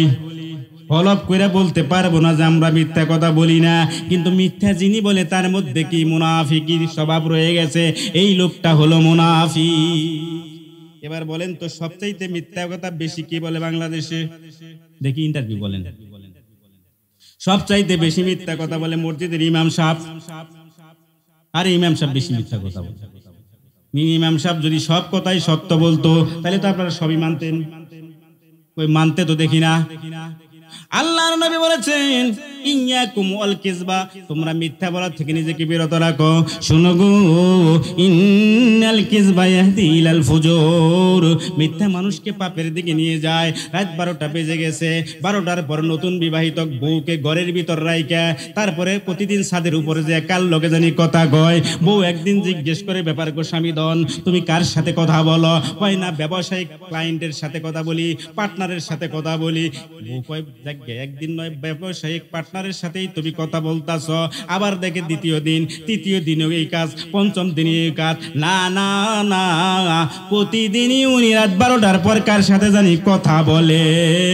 এবার আসলেই কথা ব্যবসায়িক লোকের সাথে কয় না, ছোট্টকালে যার লগে ইয়া ছিল তার লগে সে কথা বলে। এবার বউকে যদি সত্য কথা সে বলতো, রে বউ, একজন দোস্তি আমার ছিল তার লগে কথা বলি, তাইলে কিন্তু সমূলে তখন এই বিষয়টা নিষ্পত্তি হয়ে যেত। আমার মায়েরা, এই যে মিথ্যা বলার কারণে একদিন এই লোকটা কিন্তু ওই যে রাত্রে ছাদের উপরে দাঁড়িয়ে আরেক ছাদের ভদ্র মহিলার সাথে কথা বলছে, এটা কিন্তু একদিন পাপাচারের দিকে যাবে কিনা বলেন? এই জন্য নবী বলেছেন, মিথ্যা কথা থেকে বাঁচিয়ে থাকো। মিথ্যা যদি তুমি বন্ধ করো, তোমার স্ত্রী তোমাকে ঈমানদার বানিয়ে দিবে। আর যদি মিথ্যা বলো, তাইলে তুমি একদিন পাপের দিকে দাবিত হয়ে যাবে। আল্লাহর নবী বলেছেন, আলাইকুম বিসিদকে, তোমরা সব সময় সত্য বলবে। ইন্নাস সিদকা ইয়াহদি ইলাল বিররে, সত্য মানুষকে পুণ্যের দিকে নিয়ে যায়। ওয়া ইন্নাল বিররা ইয়াহদি ইলাল জান্নাত, আর পুণ্য মানুষকে জান্নাতের দিকে নিয়ে যায়। জোরে বলেন আলহামদুলিল্লাহ। তাহলে সত্য বলবো তো নাকি? বাংলাদেশে সবচাইতে বেশি সত্য কথা কে বলে একজন বলেন দেখি। আমি বলি, বলতে পারতেছেন না। বাংলাদেশে সবচেয়ে সত্য কথা বেশি বলে রাজনীতিবিদ যারা, তারা। হ্যাঁ, পুলিশ আর রাজনীতিবিদ, বিশেষ করে তথ্যমন্ত্রী যারা দেশে হয়, তাকে কাজে এলো সত্য কথা বলতে। জনাব হাসান মাহমুদ সাহেব যা বলতেন সবই সত্য বলতেন। ডিএসবির প্রধান ওই যে নুরুল আমিন নাকি একটা আছে, মনিরুজ্জামান, আরে মুখটাই কালা করে ফেলেছে সত্য কথা বলতে, তাই না? হারুন সাহেব, এরা সবচেয়ে বেশি সত্য কথা বলতে। না ভয় পাচ্ছেন? এখন আর ভয় নাই, দিন শেষ। ওয়েট করেন সত্যবাদীদের বাংলাদেশ, তাই না? সেই দিন আর এখন নাই। ওরা মনে করে যে না কিছুই হবে না নি। কিছু মানুষ এখনো বিশ্বাস করে দেশে কিয়ামত কখনো হবে না। আবার কিছু আমরা ইমানদার কই যে কোনো সময় কিয়ামত ঘটে যাবে। কিন্তু যারা বাসা বাসা ইমান কয় হইলেও হইতে পারে। 4 তারিখে বিকেল বেলা কইছে কিছুই হবে না, সকালবেলা 5 তারিখে হাঁটতেছি, এক নেতা কয় যে কিছুই হবে না, ঠাসটা সবগুলা মাইরা শেষ করে। আমরা বলছি কিছু একটা হবে। 5 তারিখ হয়ে গেছে, বিদ্যুতের গতি কেউ বুঝতে পারছে? ঠিক এভাবেই সবকিছু হয়ে যাবে। বাইরে আমার মিথ্যা যে বলে সে কি বলেন? মুনাফিক। মুনাফিকের পিছে নামাজ হয়। বাসাইল উপজেলায় 5-10 জন ইমাম সাহেবের নাম আমি বলে দিতে পারবো যাদের পিছে তাহলে নামাজ হয় না। কিভাবে বললে? মাঝে মাঝে আমি শুক্রবারে ফোন দেই, হুজুর আমি আজকে ফিরে আসি, আপনার মসজিদে খুতবা দিতে চাই, দেওয়া যাবে? কয় 10 মিনিট পরে আপনাকে ব্যাগ দিচ্ছি। একদিন 5 জনের ফোন দিচ্ছে, কয় 10 মিনিট পরে ব্যাগ দিচ্ছে। খেয়াল করবেন কোথায় যাচ্ছে। 10 মিনিট পরে কেউ তো ফোন করবে দূরের কথা, 10 দিন পরেও আমাকে জানায় নাই। এই যে মসজিদের ইমাম সাহেবরা যে 10 দিন পরে আমাকে জানাইলো না, এ কি ইমানদার না মুনাফিক? এর পিছনেই তো আমরা নামাজ কালাম করি। নামাজ হয় করতে। আমার মায়েরা, মুনাফিক যিনি তিনি থাকবেন কোথায়? আল্লাহ রাব্বুল আলামিন বলেছেন ইন্নাল মুনাফিকিনা ফি দারকিল আসফালি মিনান নার। আল্লাহ রাব্বুল আলামিন বলেন মুনাফিক যিনি জাহান্নামের তলদেশে থাকবেন রে ভাই, তিনি কার কথা? জোরে বলেন কার কথা? আল্লাহ রাব্বুল আলামিনের কথা। এবার বোঝানোর জন্য আপনাদেরকে বলছি, আমরা ছোটবেলা থেকে শুনো এসেছি জাহান্নামের যে স্তরগুলো কি কি, সাইর, সাকা, লাজা, হুতামা, জাহান্নাম, হাবিয়া, শুনছি কিনা বলেন? আর জান্নাতের কথা শুনছি, দারুন নাইম, দারুল খুলদ ইত্যাদি ইত্যাদি, শুনছি কিনা শুনেন। সংক্ষেপে খুব দ্রুত আপনাদেরকে র্যাপিডলি কথা ডেলিভারি দিচ্ছি রে ভাইরা আমার। আল্লাহ রাব্বুল আলামিন জান্নাতদেরকে যে বানিয়ে রেখেছেন, ওটা একটা স্তরে স্তরে সাজাইয়া দিয়েছেন। জান্নাতের স্তরগুলো কেমন? আমার দিকে তাকান। এভাবে এক পরেরটা, তারপরেরটা, তারপরেরটা, এমনি করতে করতে জান্নাতগুলো উচ্চের দিকে আল্লাহ রাব্বুল আলামিন স্তর করে বানাইছেন। যার ইবাদতের মান যত ভালো, যার ঈমানের মান যত ভালো, সে ততই উপরে অবস্থান করবে। আল্লাহ রাব্বুল আলামিন জাহান্নামগুলো বানিয়েছেন, ওটা উপরের দিকে নয়, এটার স্তরটা হলো 1, 2, 3, 4, কোন দিকে? নিচের দিকে। এবার ভালো করে শুনবেন রে ভাই, মুনাফিক যাবে কয় তালায়? 7 তালায়। 7 তালায় যে মুনাফিক যাবে তার কি দুর্গতি বোঝানোর জন্য আমি একটা এক্সাম্পল আপনাদের সামনে দিতে চাই। আপনারা কি পোল্ট্রি মুরগির গাড়ি দেখছেন?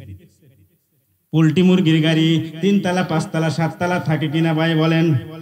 প্রথম তালায় যে মুরগিগুলা থাকে, রাস্তাতে চলার সময় কি মাঝে মাঝে পায়খানা করে কিনা? এই যে পায়খানা করে কয় তালায় যায়? 2 তালায় যে মুরগি থাকে ও পায়খানা কয় তালায় যায়? 3 তালার যে পায়খানা কয় তালায় যায়? 4 তালায়। এমনি করে 7 তালা পর্যন্ত পায়খানা গেল। বাইনা আমার ধরে নেন মির্জাপুর থেকে একটা গাড়ি নিয়ে, এই ব্রয়লার মুরগির গাড়ি নিয়ে এখানটা কেউ যাচ্ছে, ওইখানে তো একটা ভিড় আছে, রাত্রিবেলায় গাড়ি চালিয়ে যাচ্ছে, হঠাৎ করে ভিড়ের মধ্যে পাই যে একটা জোরে জাকুরি খাইছে। এবার বলেন সব তালার পায়খানা কি কয় তালায় যাবে? সবগুলো নিচ তালায়। আমার মায়েরা, আল্লাহ রাব্বুল আলামিন বলেছেন ইন্নাল মুনাফিক মুনাফিকিনা ফিদ-দারকিল আসফালি মিনান নার। জাহান্নামের মধ্যে তো পাপ বেঁধে বিভিন্ন রকমের জাহান্নামের মধ্যে থাকবে। জাহান্নামীগুলা কেমন থাকবে? এবারে একটু কোরআন মজিদের দিকে তাকান রে ভাই।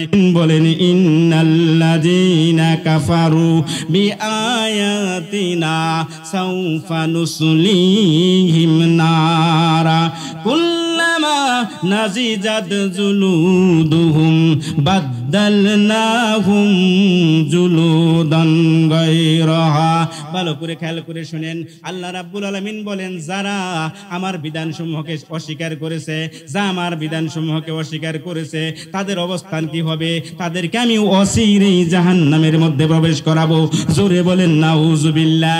এবার একটি কথা এখানে যুক্ত করে নিতে হবে ভাই, কাফির হওয়ার জন্য কয়টা আয়াতকে অস্বীকার করতে হবে একজনে বলবেন? কোরআন মাজিদে 6666টা আয়াত আছে। এই আয়াতের মধ্যে কয়টা আয়াত অস্বীকার করলে কাফির বলেন? একটা আয়াত অস্বীকার করলে কাফের। তাইলে তো আল্লাহ রাব্বুল আলামিন কোরআনে হাকিমের মধ্যে বলেছেন কি, ভালো করে শুনেন, 3 শ্রেণীর লোক কিন্তু সরাসরি জাহান্নামী। এই রে আল্লাহ রাব্বুল আলামিন বলেছেন। আল্লাহ বলেন মাল্লাম ইয়াহকুম বিমা আনজালাল্লাহ ফাউলাইকা হুমুল কাফিরুন। কার কথা? তাইলে আল্লাহর বিধান অনুযায়ী যারা ফয়সালা করে না তারা কাফের। ওয়া মান লাম ইয়াকুম বিমা আনজালাল্লাহ ফাউলাইকা হুমুজ জালিমুন। যারা আল্লাহর বিধান অনুযায়ী ফয়সালা করে না তারা জালেম। ওয়া মান লাম ইয়াহকুম বিমা আনজালাল্লাহ ফাউলাইকা হুমুল ফাসিকুন। যারা আল্লাহর বিধান অনুযায়ী ফয়সালা করে না তারা কি তাইলে ফাসিক? মনে রাখবেন, কাফের, জালেম এবং ফাসিক জাহান্নামী। কুল্লুকুম ফিন্নার, প্রত্যেকেই ভাইরা আমার জাহান্নামী। হুজুর ওয়াজ তো খুব ভালো করছেন, এই যে দণ্ডবিধির আলোচনা আপনি করলেন, এই ওয়াজটা আমার ভালো লাগে না। কিছু লোক আছে না, খালি মাটির নিচের ওয়াজ করো, উপরের ওয়াজ করা যাবে তাই কয় না। শুনেন, ইসলামটা আগে আপনি ভালো করে বুঝে নেন। কুফরি হওয়ার জন্য কি কথা আল্লাহ বলেছেন? আমার ভাইয়েরা, সুদের ওয়াজ করলে কয় ইমাম সাহেব সব দিক দিয়ে ভালো আছে, কিন্তু গাওড়া দেয়া কথা কইলে ভালো লাগে নাই। কুরআন মাজিদের একটা আয়াত আছে রে ভাই, সভাপতি সাহেব আছে এখানে, অযোগ্য কথা, অযৌক্তিক কথা আমি বলবো না। আল্লাহ বলেছেন, মহিলারা ভালো করে শুনবেন এই কথাটা, দেখুন আপনার মহিলা কি বলে। আল্লাহ রাব্বুল আলামিন বলেছেন ফানকিহু মা তাবা লাকুম মিনান নিসা মাসনা সুলাসা রুবা। ইসলামের বিয়ে রীতি কয়টা জানেন? আমরা তো এক বিয়ে করার লোক, ইসলামের বিয়ে শুরু হয়েছে 2টা দিয়ে। তোমাদের যদি ভালো লাগে তাহলে 2খানা বিয়ে করো, 3খানা বিয়ে করো, 4খানা বিয়ে করো। হুজুর করতে তো বলেন, পার্সের মধ্যে শক্তি নাই, টাকার মধ্যে শক্তি নাই, বাড়িতে থাকার ঘর নাই, আমার চাকরি বাকরি ভালো নাই, আমি এত কিছু কেমন করে করব? এত যদি প্রবলেম থাকে তাহলে একটাই করবা, যদি প্রবলেম না থাকে তাহলে প্রথম 2টা শুরু করতে হবে। এবার আমার প্রশ্ন হলো, বাংলাদেশের শিল্পপতিরা যে 5 স্টার হোটেলে যায়, টাকা কি কম বেশি না বলেন? ওই যে বসুন্ধরা মালিকের একজনের কি সুবান জানি তার ছেলে, তার কি টাকা কম? হে যদি ওই যে কুমিল্লার একটা মেয়েকে বাড়িতে নিয়ে তারপরে ইয়া কইরা মাইরা ফেলাইছে, হে যদি বিয়ে করতো তার কি কোনো সমস্যা হইতো? এত প্রস্টিটিউট কি দেশে হইতো বলেন? হইতো না। এত পতিতালয় দেশে হইতো না যদি ইসলাম বাইরে নিত। ভাই ওটা বলতে চাই না, ওইদিকে যেতে চাই না। আল্লাহ রাব্বুল আলামিন বলেছেন 2টা বিয়ে করো, 3টা বিয়ে করো, 4টা বিয়ে করো। মহিলা পাশ থেকে ওয়াজ শুনে কয় এতক্ষণ ভালো ওয়াজই করছে, হুজুর এখন যে ওয়াজের মধ্যে হাত দিল এই ওয়াজটা আমার ভালো লাগে না। ঈমান থাকবে? কারণ আল্লাহর এই ওয়াজ সে পছন্দ করে নাই। কোথা থেকে ঈমান থাকবে না? প্রমাণটি আমি আপনাকে দিয়ে দিতে চাই। সূরাতুল মুহাম্মদের দিকে একটু তাকান। আল্লাহ রাব্বুল আলামিন বলেন আল্লাযীনা কাফারু ফাতাসাল্লাহুম আদাল্লা আমালাহুম। আল্লাহ রাব্বুল আলামিন বলেন ওই কাফেরদের জন্য বড় আফসোস, এই জন্য যে তাদের সব কাজ নষ্ট হয়ে গেছে, ভালো সব কাজ ভ্রষ্ট হয়ে গেছে। কয় কেন হয়েছে? যালিকা বিআন্নাকুম কারিহু মা আনজালাল্লাহ। হে রাসূল, এই জন্য তাদের ঈমান নাই। আপনার প্রতি যে বিধান নাজিল করা হলো, যে কোরআন নাজিল করা হলো, এই কোরআন তাদের ভালো লাগে নাই, এই নির্দেশনা তাদের ভালো লাগে নাই। আহবাতা আমালাহুম, তাদের সব ভালো কাজ বিনষ্ট হয়ে গেছে। জোরে বলেন নাউজুবিল্লাহ। কয় হুজুর গত বছর হজ করছি, আমি বলবো তাও হজ শেষ। হুজুর গত বছর 2 লক্ষ টাকা দিয়ে গরু কুরবানি দিছি, তাও শেষ। এটা আমার কথা না, আল্লাহর। তাহলে আল্লাহর বিধান যাদের ভালো লাগে না তাদের ঈমান থাকে না, কাফের হয়ে যাওয়া খুব স্বাভাবিক।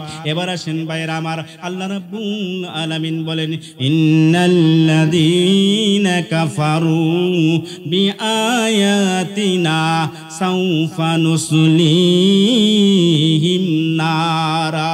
দুনিয়ার মানুষ যারা মনোযোগ দিয়ে শোনো, তারা আল্লাহ বলেন নিশ্চয়ই জানা আমার আয়াত সমূহ অস্বীকার করলো, আমার আয়াতকে যাদের ভালো লাগে নাই, সাউফা নুসলিহিম নারা, তাকে আমি জাহান্নামের মধ্যে প্রবেশ করব। এই ওয়াজ শোনার পর হিন্দু ভাই যারা, তারা কয় অসুবিধা নাই, একবারই তো জাহান্নামের মধ্যে ঢোকাবে, একবার নাই পুরে টুরে শেষ হয়ে যাব। এই জন্য হিন্দু ভাইদেরকে দেখবেন মানুষ যখন মারা যায় তখন মানুষগুলার দেহটা ভস্ম করে দেয়, দেয় কিনা? জিজ্ঞেস করলাম কেন ভস্ম করে দেন? কয় তাহরিকুল আজসাদ বলা হয়। পরে এই জন্য করলাম, যদি এটা পুরা শেষ করে দেই তাইলে কি শেষ হয়ে গেল, পুরি আল্লাহ আর ধরতে পারবে না। আস্তাগফিরুল্লাহ। আমার ভাইরা, আল্লাহ রাব্বুল আলামিন কি বলে একটু ভালো করে শুনেন।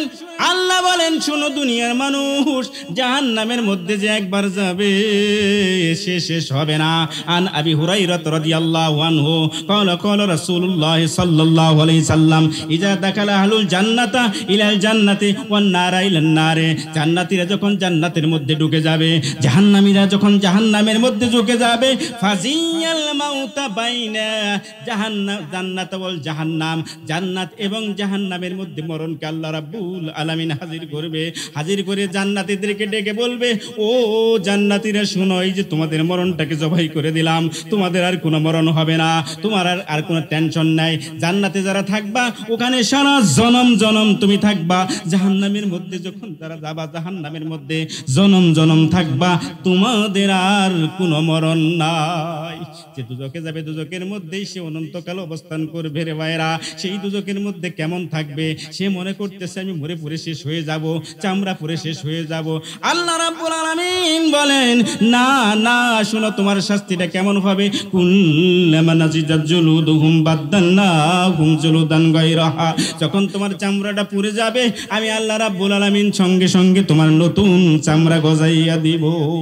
জাহান্নামের চামড়া দিনে 70 বার পাল্টানো হবে, 70 বার দিনে পাল্টানো হবে। এবার আসেন যে চামড়াটা নতুন করে আল্লাহ রাব্বুল আলামিন গজাইয়া দিবে। জাহান্নামের চামড়াটা কেমন হবে? এই যে আমরা মানুষের একটা চামড়া যদি ব্লেড বাজায় দেই সঙ্গে সঙ্গে কেটে যায় কিনা বলেন? কিন্তু জাহান্নামের চামড়া এত পাতলা হবে না রে ভাই। আন আব্দুল্লাহ ইবনে উমর রাদিয়াল্লাহু আনহু قال রাসূলুল্লাহ সাল্লাল্লাহু আলাইহি সাল্লাম, আল্লাহর নবী বলেন আযমু আহলুন নার ফিন নার হাত্তা ইন্না বাইনা শাহমাতি উজুনিহিম ইলা আতিকিহি মাসিরাতান 700 আমিন। আল্লাহর নবী বলেন একজন মানুষ যখন জাহান্নামের মধ্যে প্রবেশ করানো হবে তাকে কত বড় করে তোলা হবে। নবীজি বলেন কাঁধ থেকে কানের লতি পর্যন্ত জাহান্নামী বান্দার গাড়ির দূরত্ব হবে 700 বছরের রাস্তার সমান।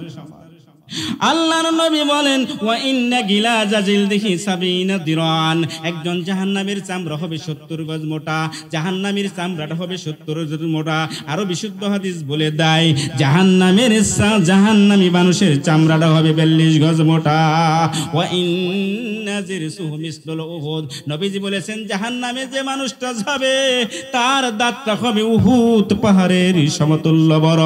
এবার ভাইরা আমার 70 গজ মোটা কিংবা 42 গজ মোটা। এই চামড়াটা দিনে একবার নয় দুবার নয় রে ভাই, 70 বার দিনের মধ্যে পাল্টানো হবে। সেই জাহান্নামের মধ্যে আপনি পড়বেন, বলবেন যিনি মুনাফিক, যিনি কাফের, যিনি মুশরিক, কেমন লাগবে রে ভাই, কেমন লাগবে? একটু কি কোনোদিন কল্পনা করেছেন? জাহান্নামী মানুষগুলো জাহান্নামের মধ্যে থাকবে, তাদের মধ্যেও ক্ষুধার উদ্রেক হবে। দুনিয়াতে মানুষ যেরকম দিনে 3 বার খায়, 5 বার খায়, জাহান্নামীদের মধ্যেও চেষ্টা থাকবে কেমন করে একটু খাবার কোথাও পাওয়া যায়। আল্লাহ রাব্বুল আলামিনের কাছে জাহান্নামী মানুষগুলা প্রার্থনা করবে, আল্লাহ গো, দীর্ঘদিন যাবৎ জাহান্নামের মধ্যে আমরা পড়তেছি, গলতেছি, আমাদের তো খাবারের প্রয়োজন হয়, আমাদের তো খিদা লাগছে, আমাদের একটু খাবার দাও। তার আগে বলে নেই জাহান্নামের মানুষের পোষগুলা কেমন হবে। আন আবি হুরায়রা রাদিয়াল্লাহু আনহু ক্বালা রাসূলুল্লাহ সাল্লাল্লাহু আলাইহি সাল্লাম লাউ আন্না দালবাম মিন গাসাকিন ইহরাকু ফিদ দুনিয়া, এক বালতি জাহান্নামের পোষ যদি দুনিয়াতে ঢেলে দেওয়া হতো, সারা দুনিয়া পুঁথি দুর্গন্ধময় হয়ে যেত। ওই যে লস অ্যাঞ্জেলসের মধ্যে আগুন জ্বলতেছে, দাবানল সৃষ্টি হয়েছে রে ভাই, ওই এলাকায় যে সমস্ত প্রাণীগুলো পুড়ে গেছে রে ভাই, অর্ধপোড়া হয়ে গেছে, খোঁজ নিয়ে দেখেন এলাকায় কেমন গন্ধ। বাইরে বাংলাদেশে মেডিকেল, ঢাকা মেডিকেলের মধ্যে বার ইউনিটের মধ্যে যদি কোনোদিন যান, দেখবেন প্রাণ ইউনিটে যারা পুড়ে পুড়ে গেছে, ক্ষত হয়ে গেছে, তাদের কেমন গন্ধ। আমার মায়েরা, হাজার হাজার বছর যাবত জাহান্নামের মধ্যে একটা লোক পড়তেছে, গলতেছে, তার পচনটা কেমন গন্ধ হবে একটু উপলব্ধি করুন। এই সমস্ত পচন গলন সব কিছু একতলা নয়, দোতলা নয়, একেবারে শেষ তালায় যা পৌঁছে যাবে মুনাফিক ব্যক্তি, যিনি ওই পচন আর গলন তার ভাগ্যে জুটবে, মুখ দিয়ে নাক দিয়ে কন্টিনিউ পান করবেন তিনি। কেমন লাগবে রে ভাইরা? আবার আল্লাহ রাব্বুল আলামিন রাসূল বলেন, আনাবি দারদা রাদিয়াল্লাহু আনহু ক্বালা রাসূলুল্লাহ সাল্লাল্লাহু আলাইহি সাল্লাম, নবী সাল্লাল্লাহু আলাইহি সাল্লাম বলেন, জাহান্নামের মধ্যে যখন জাহান্নামীরা থাকবে তখন তাদের প্রচন্ড ক্ষুধা হবে। আল্লাহর কাছে সবাই মিলে একটা প্রার্থনা করবে, মাবুদ মাওলা, জান্নাতি মানুষগুলো এ খাবার খায়, ও খাবার খায়, এত কিছু খায় গো আল্লাহ, খাবার দাও, আমাদের যে পতা, আমার যে প্রচুর ক্ষুধা লেগেছে, ক্ষুধা নিবারণ করার জন্য একটু খাবার দাও। আল্লাহ রাব্বুল আলামিনের রাসূল বলেন, ফায়াস্তাগিসুনা রাব্বাকুম তামিন, তাদেরকে খাবারের জন্য যখন তারা প্রার্থনা করবেন, ফায়ুগাসুনা পিতামিন দরিয়্যিন লা ইসমিনু ওয়ালা ইগনি মিন জুইহিন, তাদেরকে কাটা ঘুলম জাতীয় খাবার তাদের পেটের ভিতর জোর করে গলা দিয়ে প্রবেশ করানো হবে, কিন্তু কোনো ক্ষুধা নিবারণ হবে না। আবার তারা আল্লাহর কাছে প্রার্থনা করবে, আল্লাহ কি খাওয়াই লাগো মাবুদ মাওলা, কোনো প্রকার ক্ষুধা দূর হয় নাই, আমাদেরকে একটু খাবার দাও। আল্লাহ রাব্বুল আলামিন আবার এক ধরনের খাবার জাহান্নামীদেরকে খাওয়াবেন, ওই খাবার হবে কাটা, জি গুসাতেন, এটাকে বলা হয় জি গুসাতেন, কাটাযুক্ত খাবার। এটা গলার মধ্যে আটকে পড়বে, জাহান্নামীরা চিন্তা ভাবনা করবে কি করা যায়, গলার মধ্যে যে খাবার আটকে পড়লো, কাটা আটকে পড়লো, পরস্পরে বলা বলি করবে, একজনে বলবে মনে হয়েছে, মনে হয়েছে দুনিয়ায় যদি কোনোদিন খাবার খাওয়ার সময় মাছের কাটা আটকে যেত, অন্য কোনো আটকে যদি কাটা যদি যেত রে ভাইয়েরা, তাইলে আমরা পানি খাইতাম। পানি একমাত্র উপায়, পানির মাধ্যমে এই কাটাটা নামানো সম্ভব। সময় বিলে আল্লাহর কাছে প্রার্থনা করবে, ফায়াস্তাগিসুনা রাব্বাহুম বিশরাবে, হাদিসে এসেছে পানির জন্য আল্লাহর কাছে প্রার্থনা করবে, আল্লাহ আমাদেরকে একটু পানি দিয়ে দাও। আল্লাহ রাব্বুল আলামিন ফেরেশতাদেরকে অর্ডার করবে, ফেরেশতারা বলবে কে, ফায়ারফাউ ইলাইহিমুল হামিবা বিকালালিদিল হাদিদ, বিস্তারিত এরকম এসেছে, দীর্ঘদিন যাবত লোহার বড় বড় বালতি, এই বালতির মধ্যে পানি জাল করা হয়েছিল, এই জ্বলন্ত পানিগুলো জাহান্নামী মানুষদের মুখের কাছে ধরে নেওয়া হবে, বলবে খাও, তখন তারা খেতে চাবে না। পানিটা কেমন গরম হবে এইটা বোঝানোর জন্য আরেকটা হাদিসের মধ্যে যেতে হবে। আন আবি উমামা রাদিয়াল্লাহু আনহু ক্বালা ক্বালা রাসূলুল্লাহ সাল্লাল্লাহু আলাইহি সাল্লাম, আল্লাহর নবী বলেন, ইসফা মিন মাইন সাদিদিন, এই আয়াতের ব্যাখ্যা করতে যায় বলেন, জাহান্নামীরা যখন পানি চাবে তখন তাদের মুখের সামনে যখন ফেরেশতারা পানি ধরবে, পানির যে গরম যে উত্তাপ, এই উত্তাপের কারণে মুখের কাছে যখন পানি নেবে রে ভাই, সঙ্গে সঙ্গেই মুখটা বোনা হয়ে যাবে, ঠোঁটগুলো নাকের উপরে উঠে যাবে, কিংবা থুতার নিচে চলে যাবে। কল্পনা করেন তো ভাই, এত গরম পানি তোমার জন্য আমার জন্য অপেক্ষা করতেছে। আরেক হাদিসের মধ্যে একটু হাত দিতে চাই। আন আবি হুরায়রা রাদিয়াল্লাহু আনহু ক্বালা রাসূলুল্লাহ সাল্লাল্লাহু আলাইহি সাল্লাম, আল্লাহর নবী বলেন, ইন্নাল হামিমা লা ইউসাব্বু আলা রুসিহিম, জাহান্নামীরা যখন পানি চাবে আল্লাহ রাব্বুল আলামিন ফেরেশতাদেরকে অর্ডার করবেন, ওদেরকে জন্মের পানি খাওয়াইয়া দাও। ফেরেশতারা করবে কি, জাহান্নামী মানুষটার মাথার মধ্যে আঘাত করে মাথাটা দুভাগে বিভক্ত করে ফেলবে। মাথার মধ্যে যে গর্ত সৃষ্টি হবে, এই গর্তের মধ্যে গরম উত্তপ্ত পানিগুলা ঢেলে দেওয়া হবে। এই পানি আসলুতু ইলা জাওফিহি, ফাটন্ত মাথা দিয়া ফুটন্ত পানিগুলা এই গলার ভিতর দিয়া পেটের ভিতরে চলে যাবে। পেটের ভিতর যখন চলে যাবে, পেটের ভিতরে নারী ভুরি কলি যা যা কিছু আছে রে ভাই, কেটে কেটে গলে গলে হাত্তা ইমরু কামিন কাদমাই হে, পিছনের রাস্তাতে বের হয়ে যাবে। কেমন লাগবে রে ভাই, একটু কল্পনা করুন।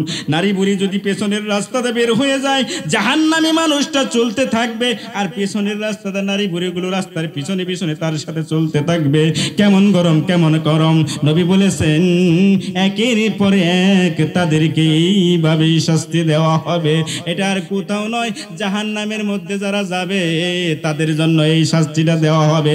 আমার ভাইয়েরা, কাদের জন্য? মুনাফিক যারা তারা যাবে জাহান্নামে, মুশরিক যারা তারা যাবে জাহান্নামে, কাফের যারা তারা যাবে জাহান্নামে, মুসলিম যারা তারা যাবে জান্নাতে।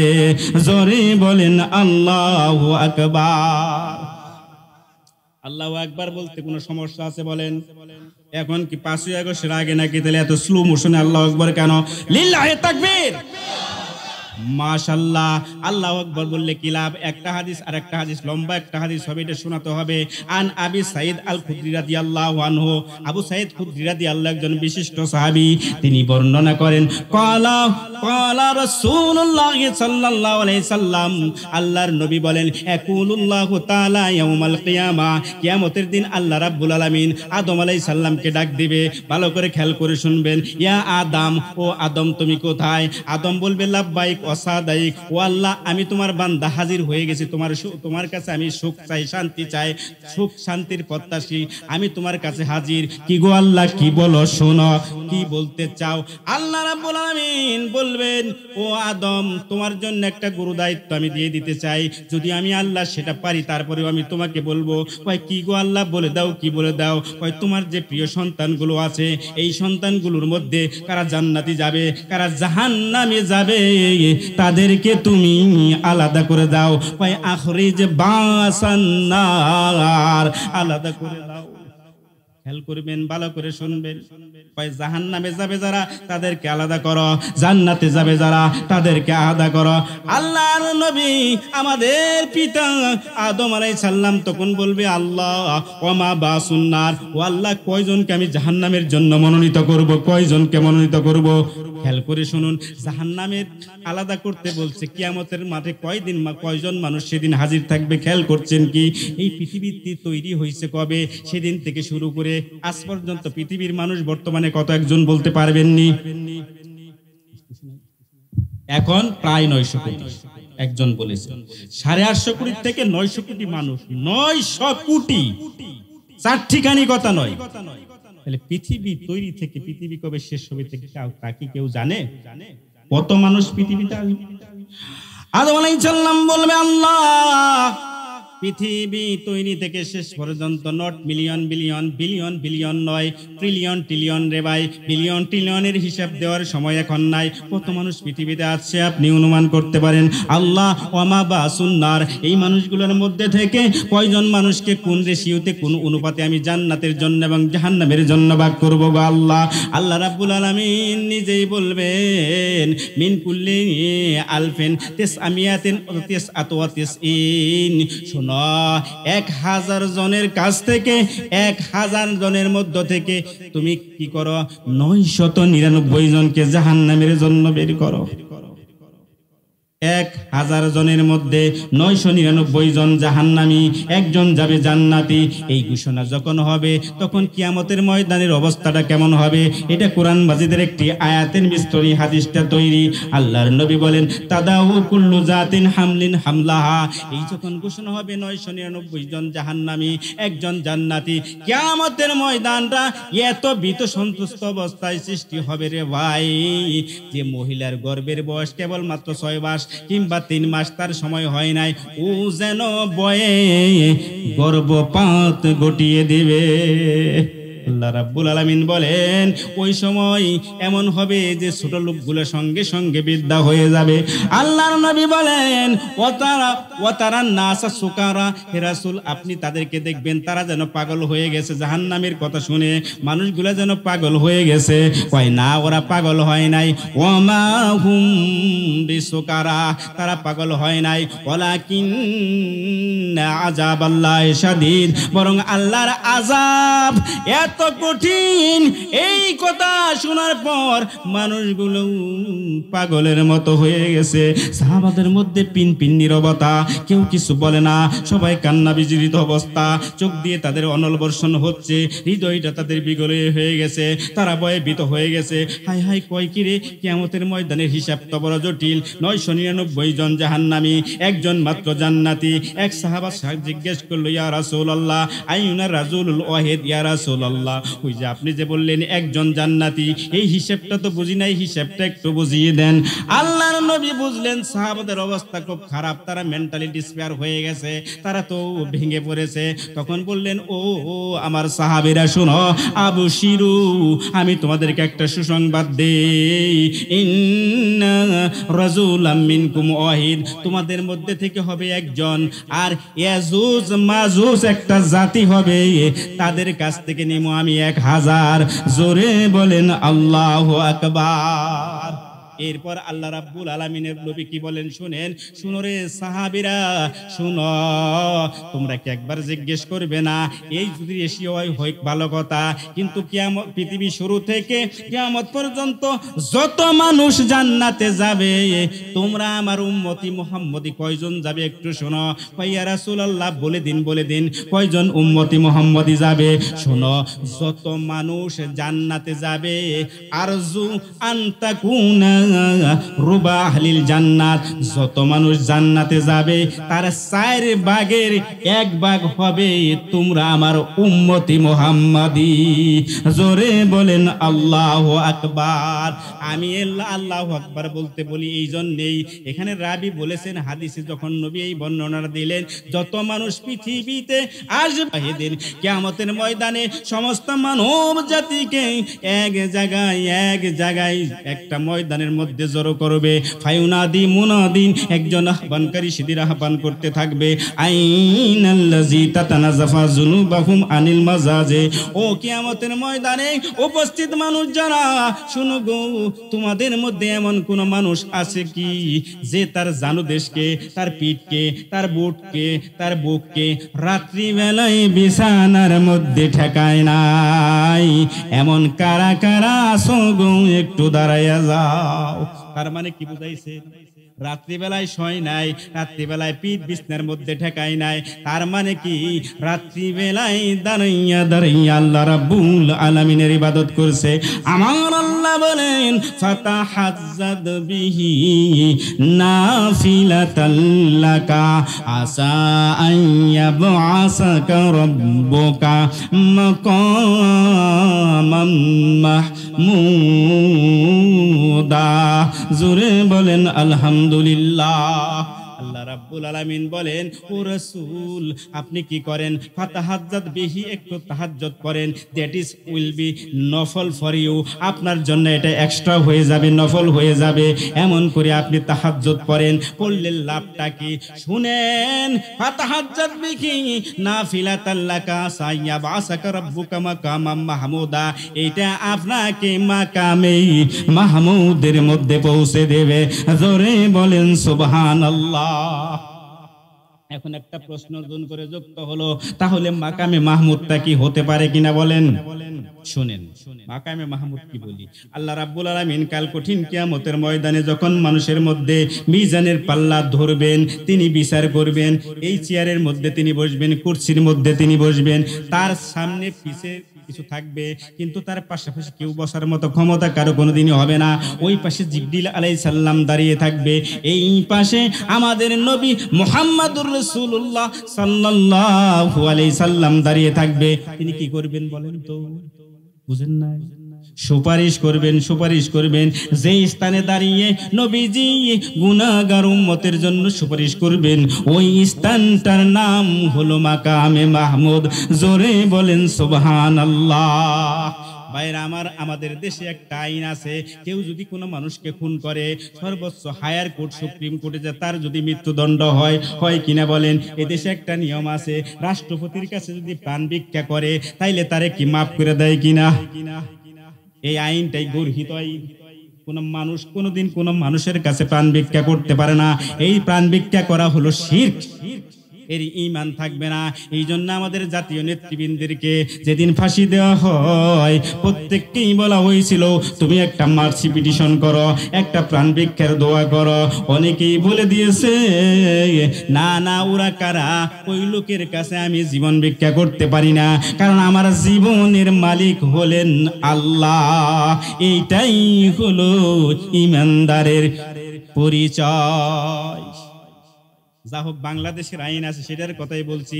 এবার বলেন, রাষ্ট্রপতি পর্যন্ত যদি আপনি যেতে চান, তাইলে কমপক্ষে প্রধানমন্ত্রী পর্যন্ত যাইতে হবে, স্বরাষ্ট্রমন্ত্রী পর্যন্ত যাইতে হবে। স্বরাষ্ট্রমন্ত্রীর পর্যন্ত যদি যাইতে চান, তাইলে অন্তত স্থানীয় এমপির সাথে তো একটা খাতির আপনার থাকতে হবে, তাইলে না আপনি ওই পর্যন্ত যেতে পারবেন। কথা ঠিক আছে কিনা আমার ভাইয়েরা? মাপ যদি পেতে চান, মাকামে মাহমুদ পর্যন্ত যদি যেতে চান, নবী মুহাম্মদুর রাসূলুল্লাহ সাল্লাল্লাহু আলাইহি সাল্লাম পর্যন্ত যেতে হবে। তার মানে নবীজির যে আদর্শ, নবীজির যে তরিকা, সেই তরিকা আপনাকে বাস্তবায়ন করতে হবে। আর এটা আপনি তখনই বাস্তবায়ন করতে পারবেন, ফাতাহাজ্জাত বিহি নাফিলাতাল লাকা, যখন আপনি তাহাজ্জুদের মধ্যে দাঁড়িয়ে যাবেন। রাত 12টা বেজে গেছে, ঘুম হয় না। অনেক বৃদ্ধ মানুষ আছেন, বলেন আমার ঘুম হয় না। আমি বলি, আপনার যদি ঘুম হয় না, তাইলে আপনি ভাগ্যবান। আপনার বড়ি আপনাকে বলে দিচ্ছে, ও বান্দা, অতীতকালে কম গুনাহ করো নাই, রাস্তায় চলার সময় একজনের গায়ে কেউ না বাজাই দিছিলা, অমুকের ধাক্কা দিছিলা, অমুকের সীমা কাটছিলা, অমুকের থাপ্পড় দিছিলা, অমুকের মুখে কষ্ট দিছিলা রে বান্দা, তারা আর পৃথিবীতে নাই, তারা মরে গেছে। যদি তুমি মাপ পেতে চাও রে বান্দা, তাইলে তুমি কি করো? রাত এখন 12টা বেজে গেছে, 2টা বেজে গেছে, আল্লাহর জন্য কুমুলিত তাহাজ্জুদে, তোমরা বান্দারা তাহাজ্জুদের জন্য দাঁড়িয়ে যাও। আমার মায়েরা, দুনিয়ার যত আদালত আছে 9টায় শুরু হয়, 4টার সময় আদালতগুলো বন্ধ হয়ে যায়। 4টার পরে কোনো আদালতে আপনি কিন্তু বিচার পাবেন না, মার্সিও পাবেন না, অ্যাপ্লিকেশন ড্রপ করতে পারবেন না, মাপও কিন্তু পেতে পারবেন না। কিন্তু আমার আল্লাহ রাব্বুল আলামিন যে আদালত বসায়, আল্লাহ রাব্বুল আলামিন বলেন, ও দুনিয়ার মানুষ, দুনিয়ার সব আদালত তোমার জন্য দিনের বেলায়, আমার আল্লাহর আদালত প্রশস্ত হয় রাত্রি বেলায়। তুমি যদি রাত্রি বেলায় জেগে জেগে অতীতের গুনাহ মনে করে, গুনার কথা মনে করে যদি চোখ দিয়ে অশ্রু বিসর্জন দিতে পারো রে বান্দা, দুরাকাত নামাজ পড়ে আল্লাহর কাছে বলো, আল্লাহ পাপ করেছি, মাফ করে দাও। কি পাপ করেছি তুমি জানো, কাউকে বলার আমার সুযোগ নাই, বড় গর্হিত অন্যায় করে ফেলেছি। তুমি যা যা নিষেধ করেছিলে তোমার রাসূলের মাধ্যমে, সবগুলোই তো করে ফেলেছি গো আল্লাহ, মাফ করে দাও, পাপ মোচন করে দাও। আল্লাহ রাব্বুল আলামিন আপনাকে মাফ করে দিতেন কি পারে, কি পারে না? এই জন্য হাদিসে বলেছেন, সব মানুষ যখন এক জায়গায় একত্রিত হয়ে যাবে, ফায়ুনাদি মুনাদিন, একজন আহ্বানকারী আহ্বান করে বলতে থাকবে, আইনাল্লাযী তাতানাযাবু যুনুবাকুম আনিল মাজাজে, ওই সমস্ত লোকগুলা কোথায় যারা বিছনার মধ্যে জানুদেশ কেটে খায় নাই, বুক কেটে খায় নাই, পিঠ কেটে খায় নাই, তার মানে দাঁড়িয়ে দাঁড়িয়ে তাহাজ্জুদ পড়েছে। আল্লাহর নবী বলেন ফায়াকুমুনা ওয়া হুম কলিল, দাঁড়িয়ে যাবে ইসমে ফাইলে মুবালাগার সিগা, একেবারে কম সংখ্যক মানুষ সেদিন দাঁড়িয়ে যাবে, অল্প কিছু লোক কিয়ামতের ময়দানে দাঁড়িয়ে যাবে। আল্লাহ গো, আমরাই সেই লোক যারা রাত্রিবেলায় জেগে জেগে তাহাজ্জুদ আদায় করেছিলাম। আমার আল্লাহ রাব্বুল আলামিনের রাসূল বলেন ফায়াদখুলুনাল জান্নাতা বিগাইরি হিসাব, জোরে বলেন আল্লাহু আকবার। এই লোকগুলো বিনা হিসাবে জান্নাতে চলে যাবে। তাহলে বিনা হিসাবে জান্নাতে যাইতে চাই তো আমরা? চাইলে রাত 2টার পরে ঘুমানো যাবে, একটু কষ্ট করতে হবে।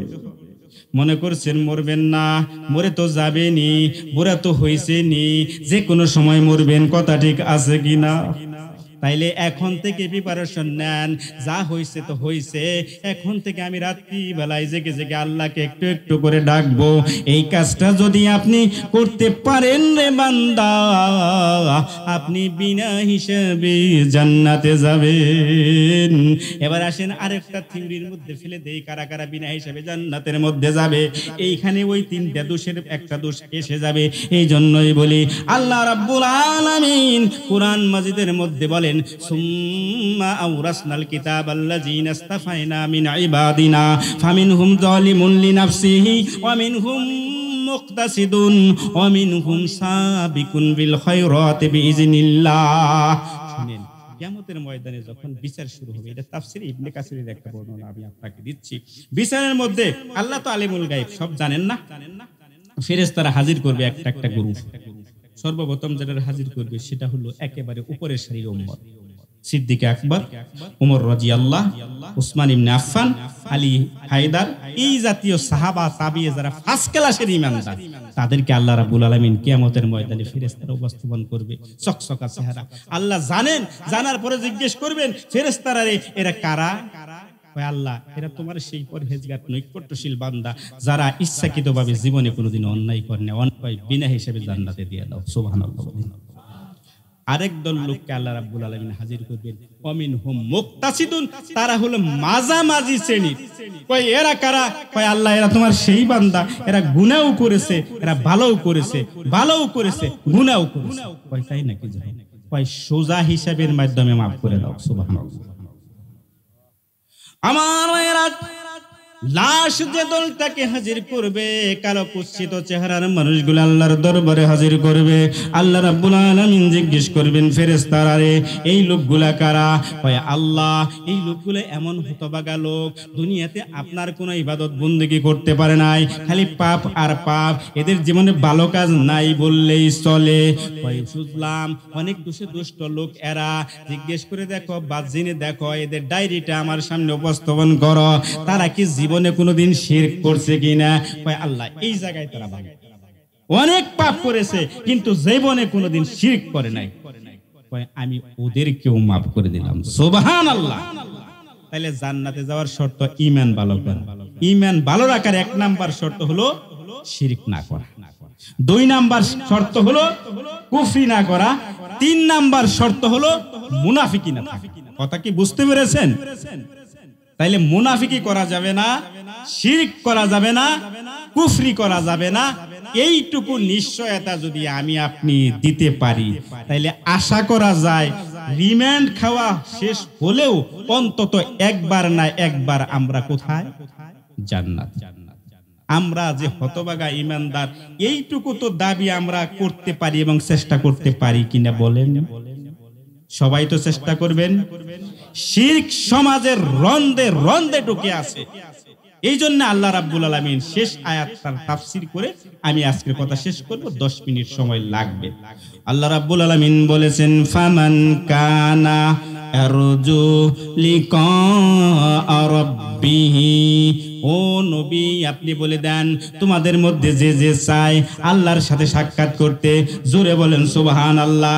হু wants to meet with Allah, আল্লাহর সাথে যে ব্যক্তি সাক্ষাৎ করতে চায়, ভাইরা আমার, করব ইনশাআল্লাহ। শেষ হওয়ার আগে কি আপনারা আমার রেখে চলে যাবেন? কথা দেন। কথা ওইভাবে দিতে বলি নাই, যা ইমান ব্রেক হবে আশা দেন, চলে যাবেন না ভাইরা আমার। আমি শেষ পর্যায়ে নিয়ে যাব। ফামান কানা ইয়ারজু লিকা রাব্বিহি, যে ব্যক্তি চায় আল্লাহর সাথে সাক্ষাৎ করতে, জোরে বলেন সুবহানাল্লাহ। সাহাবারা জিজ্ঞেস করলে ইয়া রাসূলুল্লাহ, পরকালে কি আমরা আল্লাহকে দেখতে পাবো? কয় শোনো শোনো, মেঘমুক্ত আকাশ, আকাশের মধ্যে কোনো ভেজাল নাই, কোনো আবরা নাই, কোনো ময়লা নাই, কোনো মেঘ নাই, কোনো কুয়াশা নাই। এমন সময় যদি ঠিক দ্বিপ্রহরের সময় যদি একটা সূর্য উঠে যায়, সেই সূর্য কি দেখতে তোমাদের কোনো সমস্যা হয়? সাহাবারা বলল না না আল্লাহ, কোনো সমস্যা হয় না। আবার নবীজি জিজ্ঞেস করলেন, মেঘমুক্ত আকাশ, আকাশে কোনো ময়লা নাই, কোনো আবর্জনা নাই, এমন সময় যদি কোনো প্রকার চন্দ্র উঠে পূর্ণিমার রাত্রে, তোমাদের দেখতে কি কোনো সমস্যা হয়? কয় না গো আল্লাহর নবী, দেখতে সমস্যা হয় না। আল্লাহর নবী বললেন, এই দুইটা দেখতে যেমন কোনো সমস্যা হয় না, কাল কঠিন কিয়ামতের দিন আল্লাহ রাব্বুল আলামিনকে দেখতেও কোনো সমস্যা হবে না। জোরে বলেন সুবহানাল্লাহ। এই জন্য দুইটা শর্ত। এক নম্বরে হলো আমালান সলিহান, তাকে কি করতে হবে? এক নাম্বার শর্ত আমলে সালে করতে হবে। ভাই ইসলামটা হলো নূর। নূরটা কয়টা? নূর শব্দের অর্থ আলো। এইটা কয়টা গুণের সমন্বয় হয়েছে খেয়াল করেন। এই যে একটা বাতি আছে, এদিকে তাকান, বাতিটার মধ্যে কয়টা উপাদান আছে বলেন? একটা হলো পজিটিভ আর একটা নেগেটিভ। তাইলে বোঝা গেল পজিটিভ এবং নেগেটিভের সমন্বয়ে আলো। ইসলামটাও ঠিক পজিটিভ এবং নেগেটিভ, কিছু করতে হবে, কিছু করা যাবে না। তার মধ্যে ফামান কানা ইয়ারজু লিকা রাব্বিহি ফালইয়ামাল আমালান সলিহান, তাকে করতে হবে কি? আমলে সালেহ। ওয়ালা ইশরিকু বিইবাদাতি রাব্বিহি আহাদা, আর ইবাদতের মধ্যে কোনো শিরিক করা হবে না। এটা হলো নেগেটিভ। শিরিক আছে কিনা বলেন? আরে ফাইলা বাংলার বাজার বন্ধ হয়ে গিয়েছিল। এই দেশের কিছু বিশেষ বিশেষ ব্যক্তি যারা দেশে জাতীয় নেতা বলে পরিচয় দেয়, তারা সেটাকে আবার চালু করেছে। যারা মুশরিকদের পক্ষে কথা বলে, শিরকের পক্ষে যারা কথা বলে, তারা লম্বা টুপি পরুক, লম্বা পাঞ্জাবি পরুক, ধর্মসভায় মাহফিলে প্রধান অতিথি হোক আর না হোক, তারা অন্তত মুসলিম না। আপনারা কি একমত কিনা জানেন না? কথা বলতে পারলেন না? ওখানে গাঁজা হয়, খাজার নামে গাঁজা হয়, পাগলার নামে হাবিজাবি হয়, এইটাই তো হয়, সরাসরি শিরক হয়। সেই শিরকের স্থান এটা বন্ধ করলো প্রশাসন, আর নেতারা যাইয়া দুইটা ভোটের জন্য সেটাকে আবার চালু যারা করলো, তারা কি মুসলমানদের পক্ষের নেতা না বিপক্ষের নেতা? এদের পিছে থাকবেন না থাকবেন না? থাকবেন? কে কে থাকবেন না? আল্লাহ কবুল করো। যারা শিরকের বিরুদ্ধে আছে, ও চার চেহারা যেমনি, ও কালো হোক, টুপি লম্বা হোক, টুপি গুল হোক, টুপি নাই পড়ুক, শিরকের পক্ষে নাই, ক্লিয়ার কথা বলে, আমরা এদের সাথে ভবিষ্যতে থাকবো তো ইনশাআল্লাহ। আল্লাহ কবুল করো। সকলে বলুন আমিন।